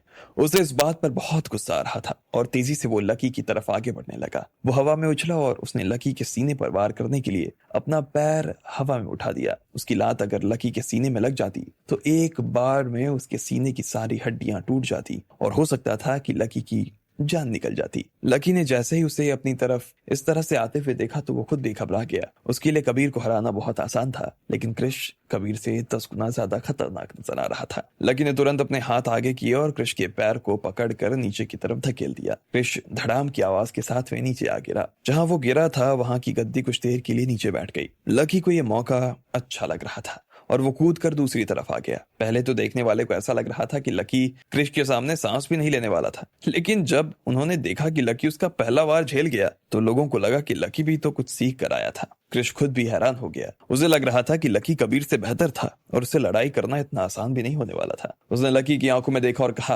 अच्छा चलो, कबीर नाम की उस कचरे से लड़ने में जो बोरियत हुई ना मुझे, वो तुमसे लड़ने में थोड़ी कम हो गई। लेकिन तू ये मत समझ लेना कि मेरे सामने ज्यादा देर तक तू टिक पाएगा। चुपचाप मेरे पैरों में गिर जा वरना जान से हाथ धो बैठेगा, कृष ने कहा और तबाक से रिंग की तरफ गया और उससे धक्का खाकर तेजी से लकी की दिशा में आगे बढ़ने लगा। वो लकी के ऊपर कूद ही गया और उसने उसका सिर खोलने के लिए अपना मुक्का तान दिया, लेकिन लकी भी वक्त रहते उसके सामने से हट गया और कृष फिर से गिरते गिरते बच गया। उसने पलट कर लकी की आंखों में देखा। अब उसे लकी के ऊपर और ज्यादा गुस्सा आ रहा था। अब आगे क्या होने वाला था? क्या कृष लकी को हमेशा के लिए खत्म कर देता या लकी सब लोगों के मुंह पर ताले लगा देता? आपको क्या लगता है, क्या होंगे इन सभी सवालों के जवाब? कमेंट बॉक्स में कमेंट करके हमें जरूर बताएं। अगर आपको ये वीडियो पसंद आया हो तो चैनल को सब्सक्राइब करना ना भूलें और वीडियो को लाइक एंड शेयर करें।